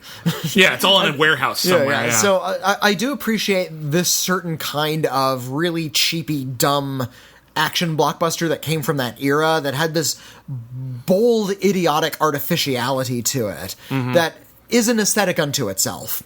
It's not a really good natural watch, and I think only little kids can really get behind it. Because our expectations are, we don't expect things to make sense yet. Yeah, the rules haven't been ingrained in our heads, and we're more forgiving about how weird stuff can be. So if you can get on that sort of wavelength, you can really kind of enjoy this strange, dark, twisted, fungus-encrusted universe that the filmmakers have created for the Mario Brothers to run around in, and they're such weird characters, and all the characters are so strange that they do fit into this weird universe. Yeah. Nothing feels jarring for however strange it is. No, it does. It feels jarring right at the start. No, it's really jarring. Once you're watching it, it's just because you're in a strange universe all the way through. I disagree with this. There's a part in the movie where Daisy finds out that her father has been devolved into a fungus, and that all of the mushrooms that are so famous in, like, the Super Mario Brothers imagery are just Daisy's father. Yeah. And she finally meets her father, and he descends from the ceiling like a testicle. And he looks like something out of a Matthew Barney art project. Yeah. It's really like he's just frozen Vaseline just dripping everywhere. And she introduces Mario and Luigi to the testicle and says, "This is my father." And Luigi says, "It's a pleasure to meet you." And I'm like, and I no longer know whether up is up and down is down. It's such a bizarre... And yet... I love that. I think the strangeness. I think Super Mario Brothers is one of those movies where it's hard to call it good because it doesn't cohere. It doesn't. Obviously, if you want to argue it's a bad adaptation of the game, at least an unfaithful one. Yes, it most certainly is. But that doesn't make something bad, guys. Not inherently. We talked about Wizard of Oz earlier. Wizard of Oz is a very poor adaptation of the material if you look at faithfulness. From a faithfulness perspective, it's bad. Mary Poppins is not particularly faithful to the books either. People love that movie. We're very, very forgiving if it's our first sort of entry into that universe. I think more people see the movie first and then read the book if they ever do for Mary Poppins or Wizard of Oz. If the alteration is engaging enough, look at something like The Dark Knight. That's a whole new version of Batman. It's different than all the versions we've had before, but people really liked The Dark Knight because it did something new, interestingly, and well. Well, look at the Batman the Animated Series, where they took a character no one gave a crap about, like Mr. Freeze, and they made him more interesting. Now, I don't think that the Super Mario Brothers movie is the most interesting thing. Well, maybe it's the most weird thing that's ever happened to Super Mario Brothers, but I don't think it's somehow like fixed it or improved it or anything like that. It's just so wacky. It's just such a particularly bizarre motion picture. I can't help but in a weird way respect it. Yeah, they just jumped in with both feet. They didn't play it safe. They tried a whole bunch of weird stuff. Some of it was mandated by studios and rewrites the directors had nothing to do with, and the cast wasn't happy with, but now they're under contract and they were stuck. I get it. But it's very different. It's certainly something to see. It's a sight better than a lot of did you ever see the Double Dragon feature film? Sadly, I did. That movie sucks. That movie is terrible. That movie's really bad. Hard to get through. It's got sexist jokes and weird edits that don't make any sense, and superpowers that don't come into play until far too late in the film. It's spectacularly terrible. Comparatively, Super Mario Brothers is damn solid. Well. Damn watchable anyway. I'll give you that. It's watchable and it's crazy, and that a studio actually put out something this crazy in the early 90s is kind of astonishing. I saw it in theaters and I had a damn good time with it. Yeah. I enjoyed it as much as I liked, say, Teenage Mutant Ninja Turtles. I could not convince my parents to take me to see this movie. You couldn't pay them. I had to see it on home video. Where I was equally baffled. There were things I really liked about it. Again, Dennis Hopper's great. The design is really interesting. But, Finola Hughes is great. Is the Hughes? Or Fiona Shaw. Fiona Shaw, excuse me. Yeah, you're confusing her with Fionella something. But, Fionnella Hughes. Yeah. Fiona Shaw is really fun. British actor. She was in the Harry Potter movies. She plays Koopa's Paramour, right hand. I suppose. Yeah.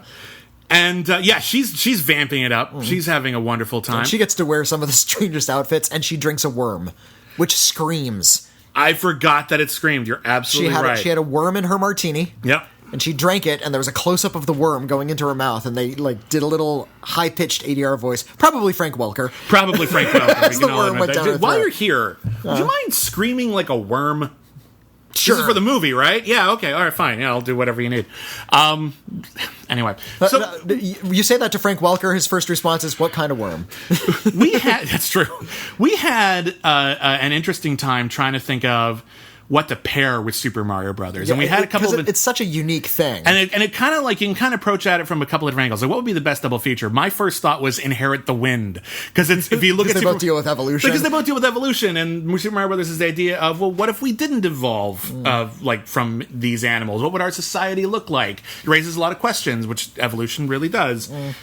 We vetoed that. Our next big idea, and we almost went with this, was Island of Lost Souls, which is the best, or at least most acclaimed adaptation of the Island of Dr. Moreau, which is also about animal people and coming up with their own laws and normal people visiting this weird society and not sure. It's about forcibly causing animals to evolve into humans and sort of the consequences of that. But those were all kind of only just touching on it. And when I was watching it, again, and I was like, this is a story about, if you just look at it from Luigi's perspective in particular, this is a story about like a normal, very wholesome kid meets a nice girl and ends up getting sucked into a world of horror and kink, and where Dennis Hopper is acting his head off, and I'm like, this is Blue Velvet.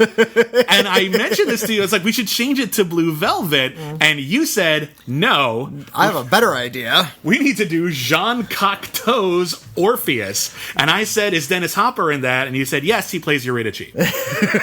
That made me laugh. If you don't know Orpheus, it might not make you laugh, but it made me laugh. What is Orpheus? Well, like real fast, because we need to get people into Orpheus and Jean Cocteau. Okay. Those are two big topics. Well, Orpheus, you probably know the myth, is ancient Greek myth. Orpheus was an artist. He played on the lute, and he was so distracted playing his lute that he didn't quite notice when his wife died and was taken away to the underworld. When he did notice that his wife died, he trekked into the underworld to meet the gods of the underworld and to get her back. He decided to play his lute for them in the underworld. They said, okay, you're a very good lute player. We'll let you have Eurydice back. But there's a catch.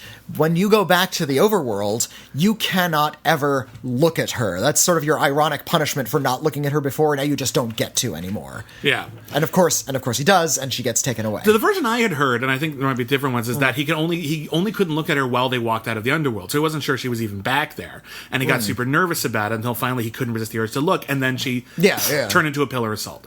For whatever reason. That was the thing. It's a story, it's one of the original stories about leaving the real world, going into a magical realm, an underrealm, no less, in order to rescue somebody. And it's interesting that simple primer has emerged and sort of grown into basically what Super Mario is. It's about a normal guy who goes into this weird underrealm full of monsters and craziness. To reclaim his beloved from a god of the underworld. Yeah. So it's the Orpheus story. So that's kind of what Blue Velvet is. I figured, why not just go back to the source? Now, interesting enough, Jean Cocteau made a film version of this in 1949. That's also not the source, but he at least called it Orpheus. That's true, and it's also, much like Super Mario Brothers, a very liberal adaptation because it brings it into the present day. It adds a lot of different weird elements to it. Super surreal. Very, very surreal. Jean Cocteau is best known, I think even people who aren't super familiar with like early French cinema probably are at least aware of the black and white version of Beauty and the Beast, La Belle and la Bête, which is from 46, I believe. In the 40s. It is gorgeous. It is surreal. It is, I would argue, still possibly the best adaptation, but the Disney version is definitely right up there as well. The first Disney version, anyway. It's the best Beauty and the Beast movie. It really is. I think an argument could be made for the Disney animated one, but certainly they're the top two. Okay. And it's gorgeous and it's haunting, and it added a whole bunch of different elements that the Disney version ended up using, and including like the living castle. Yeah, like Disney literalized that, but like they had like arms jutting out of walls holding candelabras. Jean Cocteau painted actors into the walls so he could have like the sets actually move around Beauty as she wandered through these big blackened, not quite real spaces. And even today, even though they were made in the 40s, Jean Cocteau's cinema is so distinct and so strange, and what he did in order to create different images and worlds that we've never seen before are still very, very striking. Now, his Orpheus takes place in the present day, more or less. They even have a line of dialogue that like legends take place at any time. But it starts off at like a French bohemian cafe, which I believe is called the Cafe for Poets. Like that's its literal name, and poets hang out there, and they're all pretentious artist types who are all, of course, ambitious and are trying to snipe each other and get fame. There's a moment where Orpheus, who played by Jean Marais, who also played the Beast in Beauty and the Beast, he's like this and Cocteau's boyfriend. Oh, I didn't know that. He is a very famous poet, which is interesting because we never actually see his poetry. Yeah, it's really not important apparently. But even though the movie is about poetry in a lot of ways, he's very, very famous. And there's a moment in this cafe where someone hands him, this is this young woman's new. Everyone's talking about it, and it's called nudism. And he opens the book, and all the pages are blank. And he says, "This is absurd." And the person who talks to him says, "No excess is absurd." And that made me think, okay, we got a good connection here with the Super Mario Brothers movie, because it's all about excess kind of for its own sake, a lot of it, and how from excess comes a weird sort of window into people's head, and a sort of a shocking, bizarre truth can be explored. Well, I think, though, that Cocteau is satirizing a lot of the art that was going on around him. He ran with the surrealists. He was a poet. He was a painter as well. He actually wasn't a filmmaker first. He only made a couple movies. Yeah. I think he only made like 4 or 5 films. Including the Orphic trilogy, of which this is only a part. This is the second part of a 3-part Orpheus trilogy. The first part was called Blood of a Poet. Third was called The Testament of Orpheus, and they were made decades apart. But yeah, he's like, these excesses are absurd, and I think he's using the absurd excesses of the bohemian lifestyle to reveal how ordinary everything has become in the world of art. Because Orpheus is actually at an impasse in his career, and he's looking for inspiration. He doesn't feel like he can really write anymore. Everything is stagnated. Everything is super ordinary in this world now. So that when Eurydice, his girlfriend, is taken away, he actually needs to go into the world of the dead. Like, he kind of makes it there by accident, but he is so intrigued by it because this is the thing that's going to provide him with inspiration to become a greater artist again. It's interesting because, like, the story of Orpheus is a story of someone who, much like Mario in the video games and Luigi in the movie, someone who does the unthinkable just to get the person that they love back. in Jean Cocteau's Orpheus is actually a real jerk to super Eurydice. selfish character. He's the whole idea is that he is so obsessed with his art and then eventually with his fixation on death itself that he ignores his wife. And indeed, the story continues as it must. But here, it's just like he's a jerk. We don't support him. He's not likable for a second. No, not at all. Throughout this entire movie, it's kind of an indictment of this kind of artistic. The way we exalt ego. But I think it's also just the way we exalt certain artists and say like, oh well, it's okay that he's kind of an asshole because look what he does. Look at all the wonderful things he has accomplished. And I think it's very pointed that we never see what he accomplishes. All we see is just him as a person, and him as a person is very flawed and kind of a failure. Looking away from Eurydice, and eventually he sees somebody get run down. This woman picks him up and takes him. Essentially, they just drive into the underworld. They go into this shadowy, cloudy realm, and it just turns out this is now the land of the dead. And the woman, who is just called the princess, is this man's death. She's death. Or an agent of death. I think she's one of many deaths. Her chauffeur, and these two really, really fetishy motorcycle guys. Yeah. They look like the motorcycle guys from Tom of Finland drawings as well. Or at least Take On Me. Or for a second, I thought maybe they were the same homicidal motorcycle guys as from The Man Who Fell to Earth with David Bowie.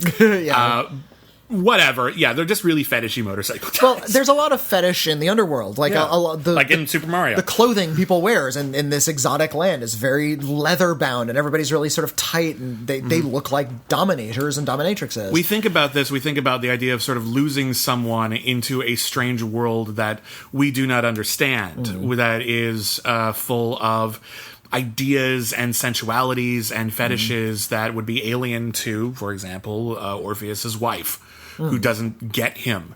And yet, like, people from that underworld fall in love with Eurydice. They actually think she's quite wonderful, and they don't understand what the hell his problem is. The chauffeur ends up falling in love with Eurydice, and the princess ends up falling in love with Orpheus. So there's these weird new like love triangle aspects going on in this version. Which adds a lot of like interesting texture. It's a good way to explore this very familiar myth. It's not about a man on a mission to save the woman he loves. It's about a man on a mission to enrich his already enriched self. It's interesting that this story, and indeed Super Mario in a lot of ways, and a lot of these tales that we have about men saving princesses or women from danger, they're very masculine-centric narratives. And in Orpheus's case, I mean, I look at it from my perspective as a criticism of this sort of male sort of self-absorbed, all I care about is my work and what's in my mind, and I don't really care about my home life. I can look at it that way, but I think there is also a way of looking at it that is very exalted and looks at what Orpheus is doing is very magical in a lot of ways. And I think that interpretation is there, and I think it's actually very off-putting in a lot of ways, but I think we look at that in a lot of these stories. They're stories about men rescuing helpless women. And I think even though Samantha Mathis in Super Mario Brothers is, I think she's a very good actress, and I think I kind of wish her career had taken off more than it had. She's not given a lot to work with. She's mostly chained up for the whole movie, and it's a damn shame. She's mostly chained up, she's forced to wear, the video game dress. But all the women in this movie it's never like In Super Mario Brothers, I feel like a lot of the women in Super Mario Brothers are never helpless. They have a lot of character. And when Mario's girlfriend gets kidnapped, it's like she's sassy. She doesn't care. Well, I'll give you that. I feel like Daisy maybe isn't the best example of it. But in Orpheus, all the women are obsessed with Orpheus. They fall in love with Orpheus. They'll do anything for Orpheus. It's all about Orpheus. Orpheus. And it's a little frustrating to watch, I think. It does feel like an indictment, though. Just because Orpheus is such an unpleasant character. He's attractive. Jean-Marie is an attractive guy. Very attractive. He's got this really fantastic hairdo. Yeah. But I think Jean Cocteau, in being an artist and having that sort of self-awareness, is realizing that it's sort of like wish fulfillment. This is how the artists see themselves, and in giving themselves over to the art makes them more desirable. I think he's kind of satirizing that in a lot of ways. I think it works both ways, which might be to the film's detriment sometimes, because you can get the wrong thing out of it, and maybe that's ugly. Or it's just a rich thing, which is kind of ambivalent about the way the artist sacrifices themselves. That may be the case. The imagery in Orpheus is spectacular, and I think there's certain elements of its imagery that did indeed permeate throughout the culture. We talked about in Super Mario Brothers how they basically go through a Stargate. They go through a solid surface, and it's incredible. There's a ripple effect, and it's magical. We've seen that in endless movies. Orpheus does it with mirrors. I think Orpheus is the first time I've seen it. Sometimes it was done in the previous film, Blood of a Poet. But okay, yeah. but Jean Cocteau, regardless, where it's not just there's a mirror is actually a door to another set. There's actually a scene where it's a reflective surface and someone's actually putting their hand through it, and they did it all with a pool of mercury. Which, by the way, you shouldn't put your hand in. Just wash your hand after. You're good. Really wash your hand after. It's incredibly poisonous. But okay. But you think about the great lengths they had to go to in order to achieve some of the incredible imagery that we see in Orpheus. There's a lot of backwards cinematography, and indeed, when people are resurrected and there's no sound effect or anything, they just sort of, the actor fell over and then they just film that in reverse, and it's a really simple effect, but it's really eerie and it's super effective. It's good that they rehearsed it so that it could look really elegant, like it wouldn't look like an accident in some way. Like they made it work backwards, and you can really see the influence of something like this on David Lynch, in particular Twin Peaks. For sure, yeah. In fact, even like that famous zigzag floor in The Other Place, in the Red Room in Twin Peaks, that floor is in Orpheus, and you can see that floor. All that backwards talking, all that's Orpheus. That's where we got it. All of those weird messages. The owls are not what they seem. That's in Orpheus. Oh, and Orpheus goes to the underworld. And what he wants in exchange is a car from the underworld. And the radio of the car plays these really sort of cryptic, poetic messages. And he sees that this is going to be his inspiration. He's been to the underworld. I don't know what more information you need. As a poet, I think that'd be plenty of inspiration. But yeah. And he begins zeroing in on this little detail. And this is why I think the view of sort of the artistic mind at work is being presented as very ambivalent, because the way he sort of leans over to listen to this radio and kind of obsessively starts writing things down, that doesn't strike me as a creative process. This guy's ripping something off, and people come up behind him and say, "Hey, what are you doing?" "Oh, I have to write down." This is a guy watching his favorite TV show now. This isn't about poetry or creating art, even though he says it is, and he's presenting himself as being very desirable for doing so. It's the way he's framed and the way we look at him is such a shameful act. Yeah. That he's saying that the act of inspiration is really this sort of elaborate scheme of ripping off other people. And a lot of people have written much more eloquent essays than I on that phenomenon. I guess my point is that when you look at everything from Jean Cocteau's Orpheus to Super Mario Brothers to Blue Velvet to anything, it all traces way the hell back. It all traces way the hell back to Greek storytelling, myth, 3,000 years ago. Yeah, and everything, no matter how surreal and weird it gets, no matter what it's about. Is it about making money off of a video game? Is it about the artist's journey? All boils down to Greek myth. Everything starts off basically in the original storytelling tradition. There's only a few sources for a lot of modern films that we go to, like that film storytelling structure. So when you ask yourself, how did something like Super Mario Brothers happen? It happened because everyone sort of adapts the same story differently, and it spirals out. And so at some point, there was a big cataclysmic comet that struck this person's brain, and they went off in a different direction, and then you did. They evolved into the dinosaur Super Mario Brothers, you evolved into the Nintendo Super Mario Brothers, and ne'er the twain shall meet. Next week. I think they pair well. I think they're both surreal. They both have a lot of similar story elements. I think the only ways they don't gel is in their treatment of the characters, and which is why I think Blue Velvet is actually a more apt double feature in a lot of ways. But maybe it's an interesting conversation. Maybe Blue Velvet and Orpheus would be a better double feature. Oh, they'd be perfect double feature. I just think with Super Mario Brothers, I think with the Dennis Hopper connection alone, you're going to have fun. Super Mario Brothers, you have these much more archetypal figures, whereas the characters in Orpheus, Jean Cocteau isn't interested in sort of leaving them as their Greek originals. He wants to sort of play around with the dynamic between the characters, Death falling in love with Orpheus, etc.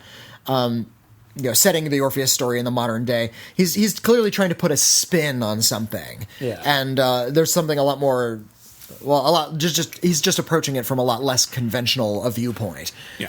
Whereas Super Mario Brothers has to have at least archetypal characters. It's trying to be marketable. Otherwise, this world of chaos is just going to be that much more chaotic. It's trying to make surreality marketable, and I think people who are interested in something marketable had no interest in surreality. Yeah. Whereas which is weird because Super Mario Brothers is inherently surreal. Whereas Jean Cocteau was, a capital A artist who ran with surrealists and liked that sort of surrealist and poetic view of the universe. Yeah. So he, of course, is going to put a different sort of spin on it. Super Mario Brothers is the de-evolution of that. That's the Devo gun. Yeah. Okay, so next week on Critically Acclaimed, we're going to have our first franchise retrospective. That's right. We're going to do those once a month. Yeah, the last week of every month, we're going to look back at an entire franchise. Now, the poll for that runs at a month early, so we have time to watch everything. So next week, we're going to be, by popular demand, reviewing all of the Air Bud movies. Of which there are only 5. Technically, yes, because here's what happened. There were the Air Bud movies, and then there was a different spin-off franchise called the Air Buddies movies. Now, if you actually watch them all, I've seen most of them, the Air Buddies movies are a different thing. The dogs talk in those. It's an entirely different genre that just happened to be connected. They're so different, and there are so many Air Buddies movies that it becomes its own franchise, and if you want, we will review that another time. But this time, we're going to be focusing on non-talking animal play sports movies in the Air Bud franchise, of which there are 5. And it's nuts. And we've seen all 5. But right now, on the Schmoville Facebook page, if you join up, you can go to the Schmoville Facebook page, and you can help vote for the franchise that we'll review at the end of next month.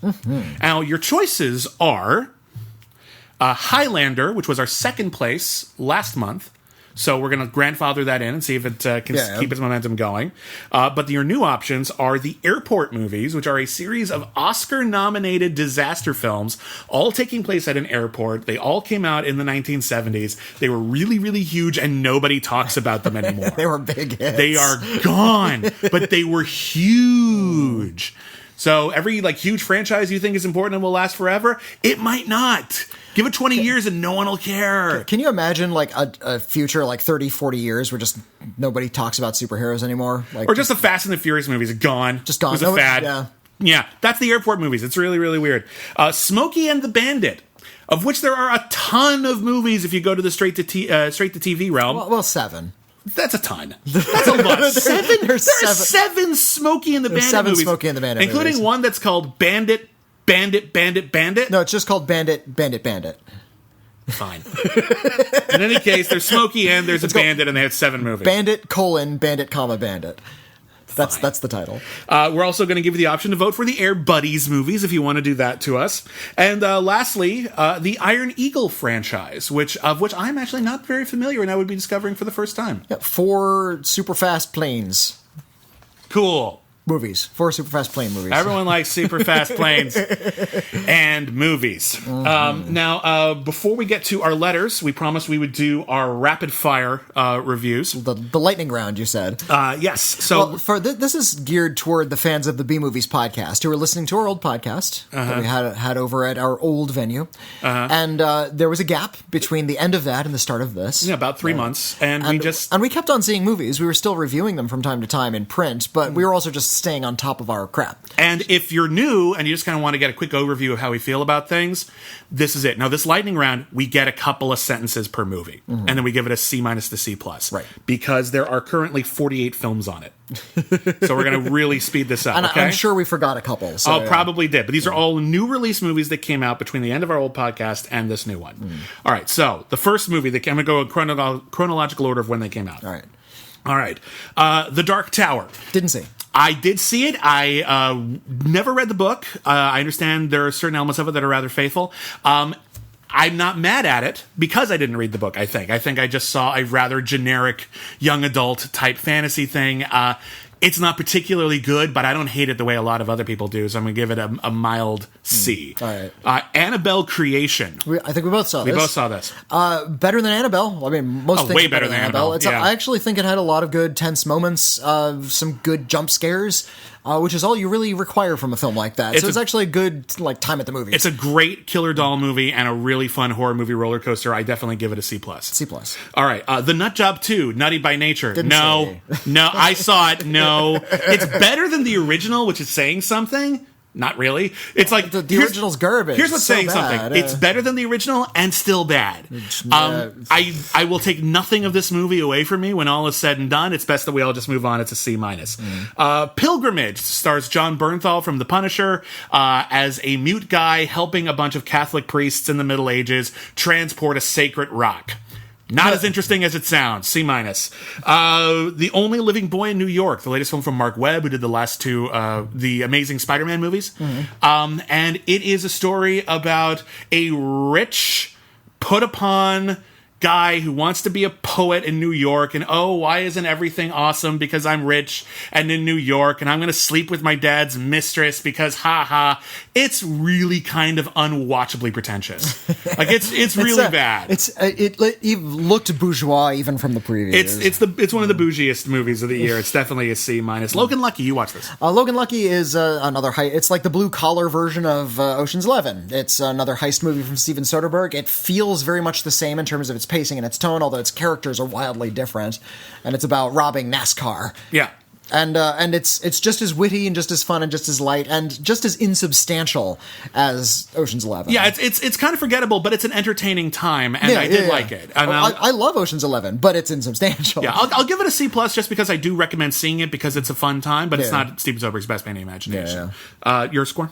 Also a C+. All right, Patty Cakes. Oh, I wanted to see this. Patty Cakes is a rather formulaic rags to riches story about a young woman who wants to be a rapper, but she's terribly insecure, and she finds the right people, and they start their own musical act, and it turns out over the course of the film that they have talent and they bring out the best in each other. There is nothing wrong with that formula, and Patty Cakes does nothing wrong with that formula. The music is really good. The performances are really, really great. I like it. It just doesn't break the mold, really. That's fine, though. Okay, that's why I go to that movie. It's a C+. What Happened to Monday? It's a Netflix original. It stars, Noomi Rapace. So there's a whole bunch of Noomi Rapaces. 7 Noomi Rapaces. They are septuplets born into a future where everyone's only allowed to have one child, and they all look alike, so they all share the same life. But then one day, they all separate a different day of the week. So the one named Monday goes out on Mondays, one named Tuesday goes out on Tuesdays, then Monday doesn't come home. What do we do? What happened to Monday? A lot of neat ideas. Noomi Rapace is really, really great in it. It's a kind of a huge mess, but it's kind of neat on that sort of misfire sci-fi angle. That's a Perversions of Science episode. It's a good anthology. It's probably been a really, really good episode of The Outer Limits, and it's just an okay movie. It's a C. Birth of a Dragon. Didn't see. This is a biopic of Bruce Lee about how he moved to New York and tried teaching kung fu secrets to the locals, and there's this really stupid convoluted plot about how there's gangsters after him, and there's a monk who comes out of being cloistered and seeks out Bruce Lee to get revenge and teach him, no, you can't teach our kung fu secrets. And evidently, in real life, there was a big fight between Bruce Lee and this monk over the style that they were going to fight, and Bruce Lee ended up developing his own style as a result of this fight. To be a good thing to dramatize, this is like the cheapest, chintziest, worst way you could actually present that story. That's too bad. The guy who plays Bruce Lee isn't all that interesting. The fighting is okay. All right, rating? So, C-. Okay. Leap. I didn't see it. Leap, animated film about a young girl who runs away from her orphanage to go into the big city of Paris right when the Eiffel Tower is being built, so she can realize her dream of becoming a prima ballerina in the Paris Ballet. Really cliched characters abound, some interesting voice work, really bad animation, blandly entertaining. It's a low C. Okay. Bushwick, an ambitious, low-budget sort of action political thriller about what would happen if there was a new civil war in America, and all of a sudden the area of Bushwick was taken over by basically white supremacists with heavy artillery. And it stars Brittany Snow as a woman who just sort of finds herself in the middle of it, and Dave Bautista as an ex-soldier who follows her along. There's a lot of interesting ideas in it. It's shot to look like it's all one shot. Obviously, it's not because it's way too complicated, but it's kind of impressive on that technical level. I'm not entirely confident that its political ideas are interesting or effective, but as a genre exercise, it's kind of neat, so I'll give it a C. What do we got here? What's next? Viceroy's House. Didn't see this. Viceroy's House, from the director of Bennett Like Beckham, is the story of the formation of Pakistan, and how England had to pull out of India. And at the time, there was this big controversy as to how is India going to hold itself once England is no longer here. What sort of government are they going to have? And there was this big rift between the Hindus and the Muslims, and how tensions started to rise, and how the formation of a Muslim state was going to actually take care of this, and about how the political machinations therein. And it's about the mass migrations that were going on at the time and how many people suffered and died. Good, interesting melodrama folded into this really interesting point of history that a lot of people don't know about. Okay. And rating? And a high C. Okay. It. Very prominent adaptation of Stephen King's immense novel, so much they had to split it into two pieces. This is only the first half. It's been acclaimed by a lot of people, including me. I think it is incredibly frightening. I really, really like the young cast in particular. I think it runs into some problems in the middle when it gets a little repetitive. Just child runs off, gets scared by clown. That's got to happen a lot. But I think it's very, very effective. I really, really admire it a lot, and I give it a C+. I think it's a really great film to watch in a theater with a crowd. I think as sort of a horror film, it doesn't really work because it's not that scary. It's startling. It's kind of frightening in that haunted house sort of way, but it's not. It's not, and that's fun. That's a fun thing to see in a theater. But I think the clown isn't all that scary. Okay, and I think a lot of the ideas aren't really brought through in any sort of way. They're not followed through on. I think a lot of scenes are cut short. I think there's a lot of interesting character work between the kids. Some of the kids get the short shrift. We have 7 main characters, so that's fine. I think it doesn't quite work as a feature film, but it is vaguely impressive. So let's see. Okay, fine. Goon, Last of the Enforcers, sequel to a rather surprisingly good hockey movie starring Sean William Scott. The sequel is very effective, actually. It's a story about sort of realizing your responsibilities and trying to find a way to balance your dreams with the sacrifices you have to make in order to grow up. It's very well acted. I really liked it a lot. I give it a C+. Home Again, starring Reese Witherspoon. Didn't see Home Again. As a rich single mother who invites a trio of hunky guys to live in her guest house, and they all fall in love with her and assemble her furniture, and it's insufferable. Does she at least at the very end have a foursome with all 3 of these You would guys? think, but no. It's well, just... then I'm not interested. It's not a good movie. It's a C-. American Assassin, a movie I keep forgetting came out. Yeah, that one. Yeah, it's an adaptation of a hit series of novels. It's about a guy who lost his fiancée in a terrorist attack and becomes an assassin for the American government. And that's a decent setup for things, but the story they have isn't particularly interesting. The action sequences are just kind of meh. How's Michael Keaton? Michael Keaton is fine. He plays the mentor character, but really it's very standard, Tom Clancy light kind of stuff. I give it a high C-. Like, it's not terrible, but I also just wouldn't really tell you to see it. Mother, which I didn't see. Oh, you haven't seen it? No, oh my still goodness. haven't seen it. Darren Aronofsky's Mother is one of my favorite movies of the year. It's this really ambitious art school project where it all takes place in one house, and it's all clearly biblical metaphors, where there's Adam and Eve metaphors and God metaphors and Mother Nature metaphors. And ultimately, though, I think it's about how the patriarchal language of religion is hurtful to womankind. And there's a lot of weird intellectual essayist stuff going on in this really utterly terrifying movie, which is really stressful to watch. And there's all these weird scratching noises, and everybody's scared and yelling all the time, and you're really, really stressed out throughout the entire movie. And it's really, a C+. Really horrible things of violence happen. Yeah, C+. Okay, great. Friend Request. Yay! Friend Request is a really, really, really, really, really bad horror movie. Oh, golly, is it bad? About a woman in college who befriends a girl who has no friends on Facebook. How is such a thing possible? And she ends up befriending this person. The person stalks her. She rejects the person dies and downloads herself into the internet in order to sabotage this other young woman and make sure she has no friends on social media. It is Which is the same as dying in this universe. It is absolutely terrible, but very entertainingly so. You will be howling. Get drunk and watch it with friends. It's a C- in quality, but it's at least a C in terms of watchability. So there you go. Kingsman: The Golden Circle. Didn't see it. Didn't like it. It's not quite as offensive as Kingsman, but it is over bloated, and they try to play these big jokes too bad. Like there's robot dogs. There's a 50s diner village in the middle of the Amazon. There's cannibal burgers. There's Elton John has a supporting role. Like he's not just he starts as a joke and then becomes a supporting role. Weird. There's this weird political thing about poisoning drugs, and there's at least one really offensive thing where our main character Eggsy has to hide a tracker in a woman, and I'll just let your imagination go with that one. But it's almost as offensive as the sodomy scene from the first movie. So. Great, fantastic. So that's I'm glad I could bring up sodomy. All right, Battle of the Sexes. Battle of the Sexes.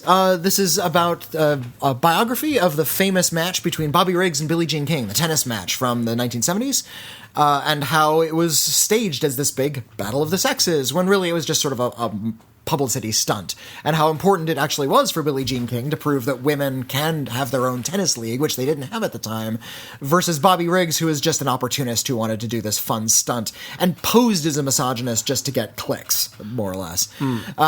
It's really, I liked some of the character work. I liked some of the 70s design. Ultimately, it's kind of just bland and matter of fact, however. So a C.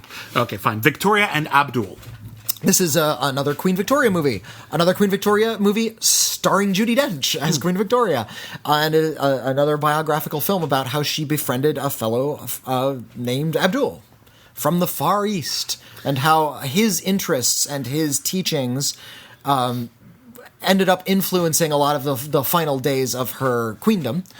And how she was actually very open-minded, and how all of the racists in her cabinet kept trying to get this guy out of the cabinet, and essentially how he was erased from memory. All of the records of this guy, Abdul, were completely erased. Yeah. So it's directed by Stephen Frears, and you wouldn't know it. Okay. So it's actually kind of light and airy and kind of insubstantial as well. So I'm going to give it a high C-. Okay, fine. American Made. And this is the Tom Cruise movie, also a biographical film, about a fellow who is hired by the U.S. government to run weapons and other illegal things out of the country and like train soldiers in America for use of that really tempestuous time at the end of the Cold War, during that whole Ollie North scandal thing. A lot of Tom Cruise is finally back in movie star mode, where he's being really sort of charming, and he's being the charming scoundrel. A lot of the history is not explained to you, like why a lot of these things are really significant, who some of these figures are. George W. Bush shows up, and it's not explained who that guy is until you read the credits. So it's like, oh, look, there's a guy who just talks to Tom Cruise in a hallway once. Okay, and he's played by Connor Trinneer from Star Trek Enterprise. Oh, wait, that was George W. Bush. Weird. Okay. Very weird. It would have been interesting to have a little bit more context, but it's well enough put together. It's a C. All right, fine. Flatliners, a remake of an early 90s movie directed by Joel Schumacher. The Joel Schumacher version and this new one are about medical students who decide to kill themselves and come back to life, and it becomes this sort of exhilarating kind of extreme sports thing that they're doing. The first version... really high. Yeah, the first version had a great cast and was very, very stylish, but there really wasn't much to it. The new one is just kind of there. Like, again, the cast is still pretty good, but frankly... Ellen Page is the main character this time around. And I like Ellen Page a lot, and I like a lot of the people in it, but it never really decides to become its own thing. Well, the mechanics of what they're doing is never fully explained. No. Like, at first they kill themselves and bring themselves back, and they're, like, really high, and their minds are alive, and then maybe there's something supernatural also going on, but it's never really fully explained. No, it's kind of frustrating. I think what I like about it is I feel like for a lot of it, it's trying to look at, like, how can we... When you die and if you're in a world where there is no religion, where it's just science, does sort of the weight of your life weigh on you because everyone's trying to deal with their own baggage that comes out when like your life is flashing before your eyes. But then the movie kind of backtracks on that and decides that maybe there is something supernatural going on. So I don't think it works. The quest is to find the scientific proof of the afterlife. And, it's half baked though. So okay, and actually we're going to cut this off after this, at the halfway point because we still want to do some letters, and I got to get out of here pretty soon. Okay, so this is the halfway point. This is Gerald's Game.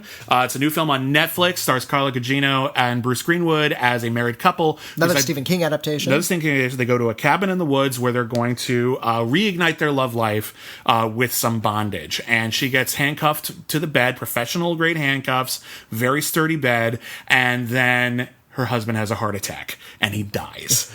Also, the door was left open and there's a wild dog in the house. And she cannot escape. And sounds like an Alfred Hitchcock Presents-y kind of premise where it should be really, really short. But what they managed to do is they managed to make it this story about everything that has ever kept this woman shackled. Everything that has ever kept her from really living her life. And she has nothing to do but deal with all of her baggage and try to find a way to come up with the will and capacity to survive. And it's all visualized through, she talks to versions of herself, other characters, kind of fantasy versions of these characters. Like her dead husband is walking around. And there's also this strange death specter that's also hanging around a lot. So it's clearly like death creeping in on I think some people, the way that first off, I think Carla Gugino is amazing in this, and I think it's a really, really great adaptation. I know some people take issue with the ending because they feel like it goes in a weird direction. I think if it didn't go in that direction, we'd be complaining that this movie doesn't really complete her journey. I think you need this sort of weirdness in the last 10, it seems weird, but if you don't have that 10 minutes or so, her journey, she never really becomes the person she needs to become in order to move on. She only gets further down the path. I think that concludes it really, really nicely, and I think it's a fantastic adaptation. I give it a C+. C+, absolutely. Oh, okay, so we're going to get to the second half of that in the next episode. Sorry, we meant to do more, but it takes a while. So let's do some letters. We have plenty. We're actually going to have difficulty getting to them all. There are a few letters that kind of cover ground we already covered, so we're going to skip over those. We apologize. Feel free to write us in again if we don't get to yours, and let's get started. All right. This one comes from Cecil. You're back. Yes, we are. We missed you. Hugs. Hugs question mark, hugs exclamation point. I was wondering, what are some good LGBT movies with happy endings? I'm sick of everyone recommending Brokeback Mountain every time. Straight people get good movies about happy people. It's my turn, damn it. Glad you're back, Cecil. Yeah, actually, that's a great point. And I actually asked Alonso Duralde, the host of the Linoleum Knife podcast, who has written a whole book about 101 must-see movies for gay men. And what did he recommend? He recommended a whole bunch of stuff, which isn't coming up on Facebook at the moment. So give me 1 second here.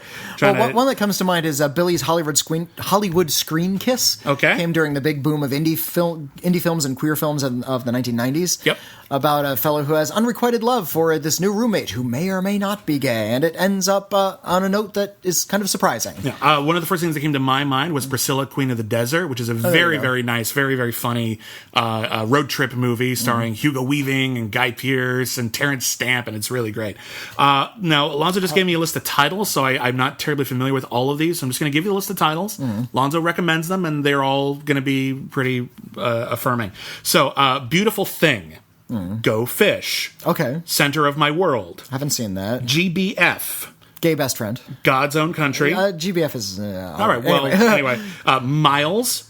Being 17. Fourth Man Out. Edge of 17. That's the 1998 movie called Edge of 17, not the new one. The British film, yeah. Get Real. First Girl I Loved.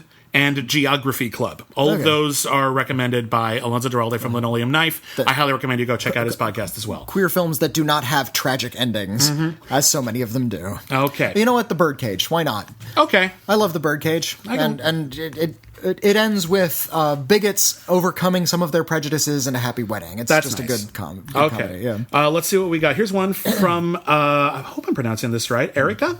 Hey guys, loved the first episode. You gained a new fan in me, and and I promise to remain a loyal listener. Looking forward to future episodes. I've got a question. It's pretty well known that I've got a question. It's pretty well known that Tarantino pays homage to a lot of old films in his own movies, something most directors do, but he seems to do it more frequently. My question is, when does homage start leaning to more plagiarism? Can you give some examples of where it was acceptable and when it seemed too much from Tarantino or any other filmmakers? I remember Andreyko on Movie Fight saying La La Land wasn't that impressive because it borrowed way too much from other musicals who did it better. There's an old saying that good artists borrow and great artists steal.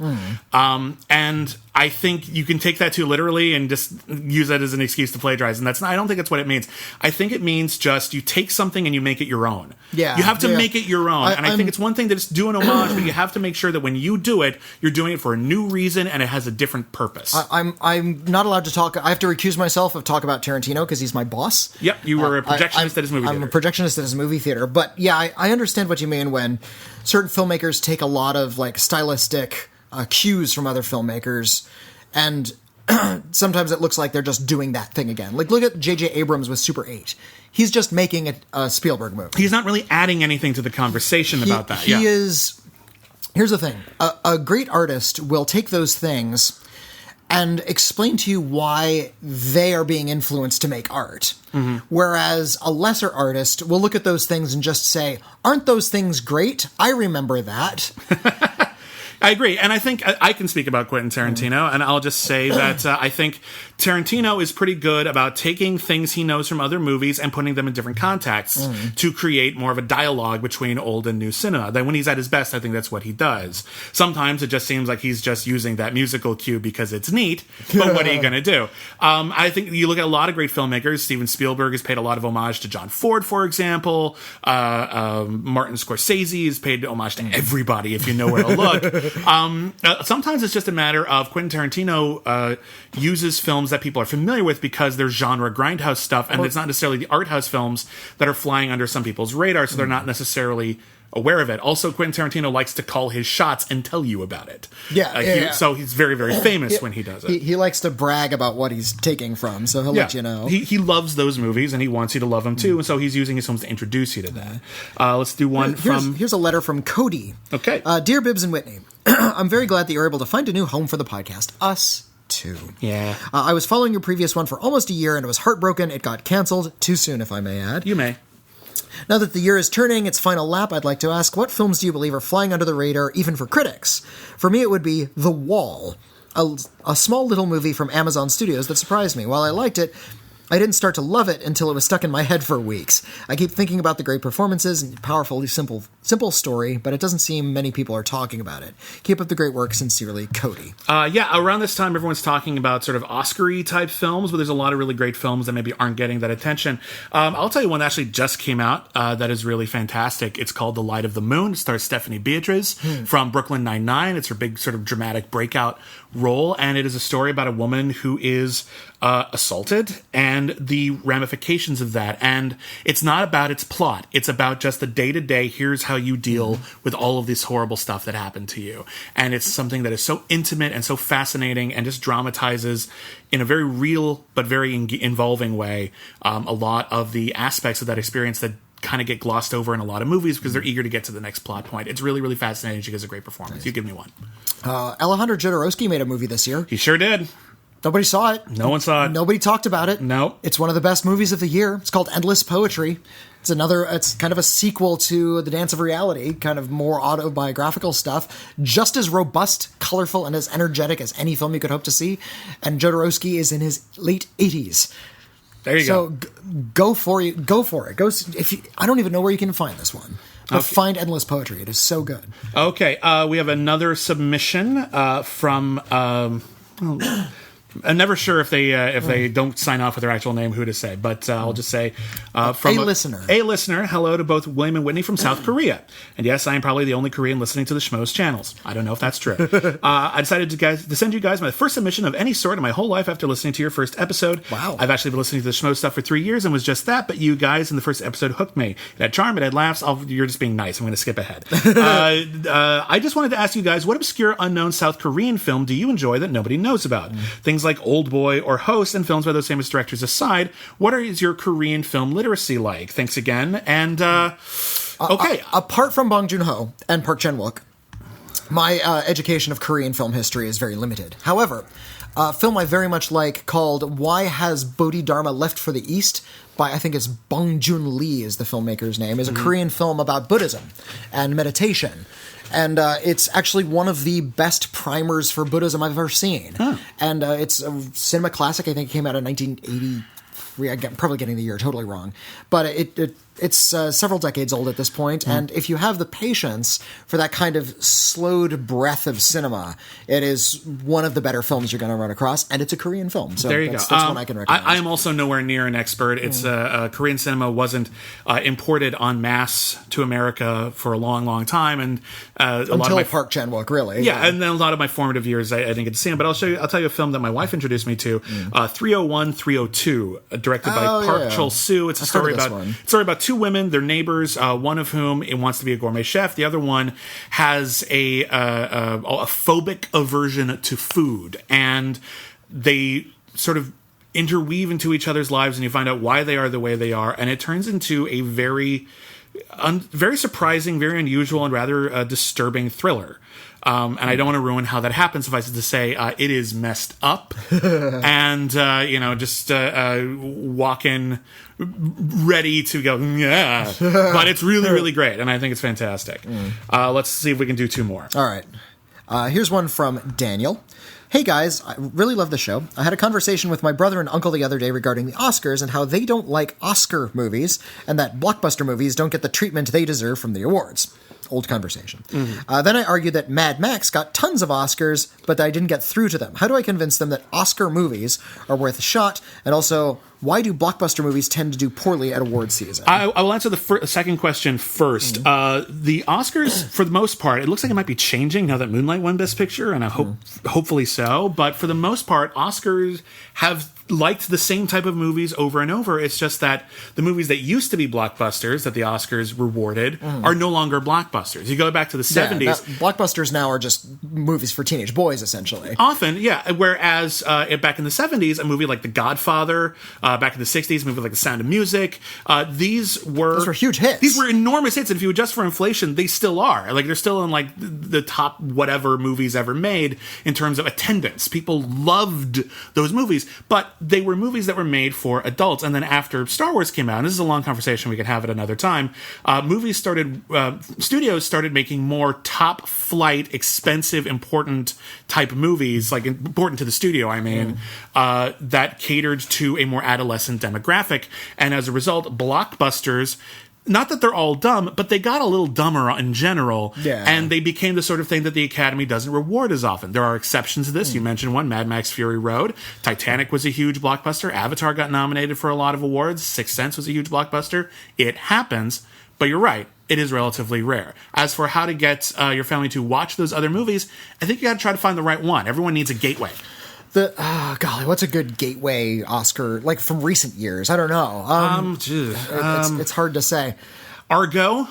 Argo's pretty good. It's a thriller and it's a political film. A lot of the Best Picture winners of recent years are perfectly affable movies. They're not bad. Like The King's Speech is fine. It's okay. It's not one of the best films of the year by any stretch. If you're expecting a Transformers movie, it'll disappoint you. But if your brother and your uncle are only into, say, action movies with a lot of special effects, a lot of those don't get nominated for Best Picture. If you're looking for just Best Picture nominees, you know what they are: The Dark Knight, District 9. I'll give you. I guess The Dark Knight wasn't nominated. I'll give you Inception was I'll one give you of an them. example. There's if your family liked Dunkirk, which is a huge action spectacle and an Oscar bait movie as well, but it was also an action movie in a lot of ways.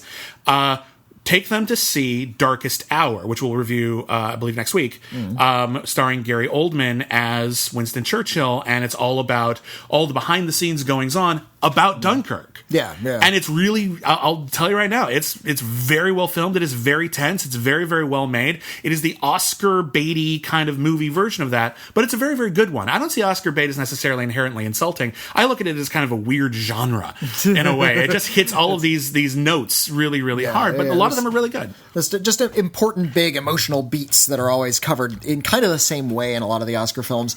Maybe just focus on good films. Oscars can point you in a good direction, but, listening to critics might give you a better idea. Okay, we are out of time. Unfortunately, I really do have to go to a thing. We have 3 letters we didn't get to. We will get to them next week. But please email us, criticallyacclaimedfans@gmail.com. Ask us questions, ask us debate topics. Do you disagree with our review of Justice League? Whatever. Again, we get a lot. We've had to trim down a few and avoid. I'm sorry about that, but we have to keep moving. Yeah.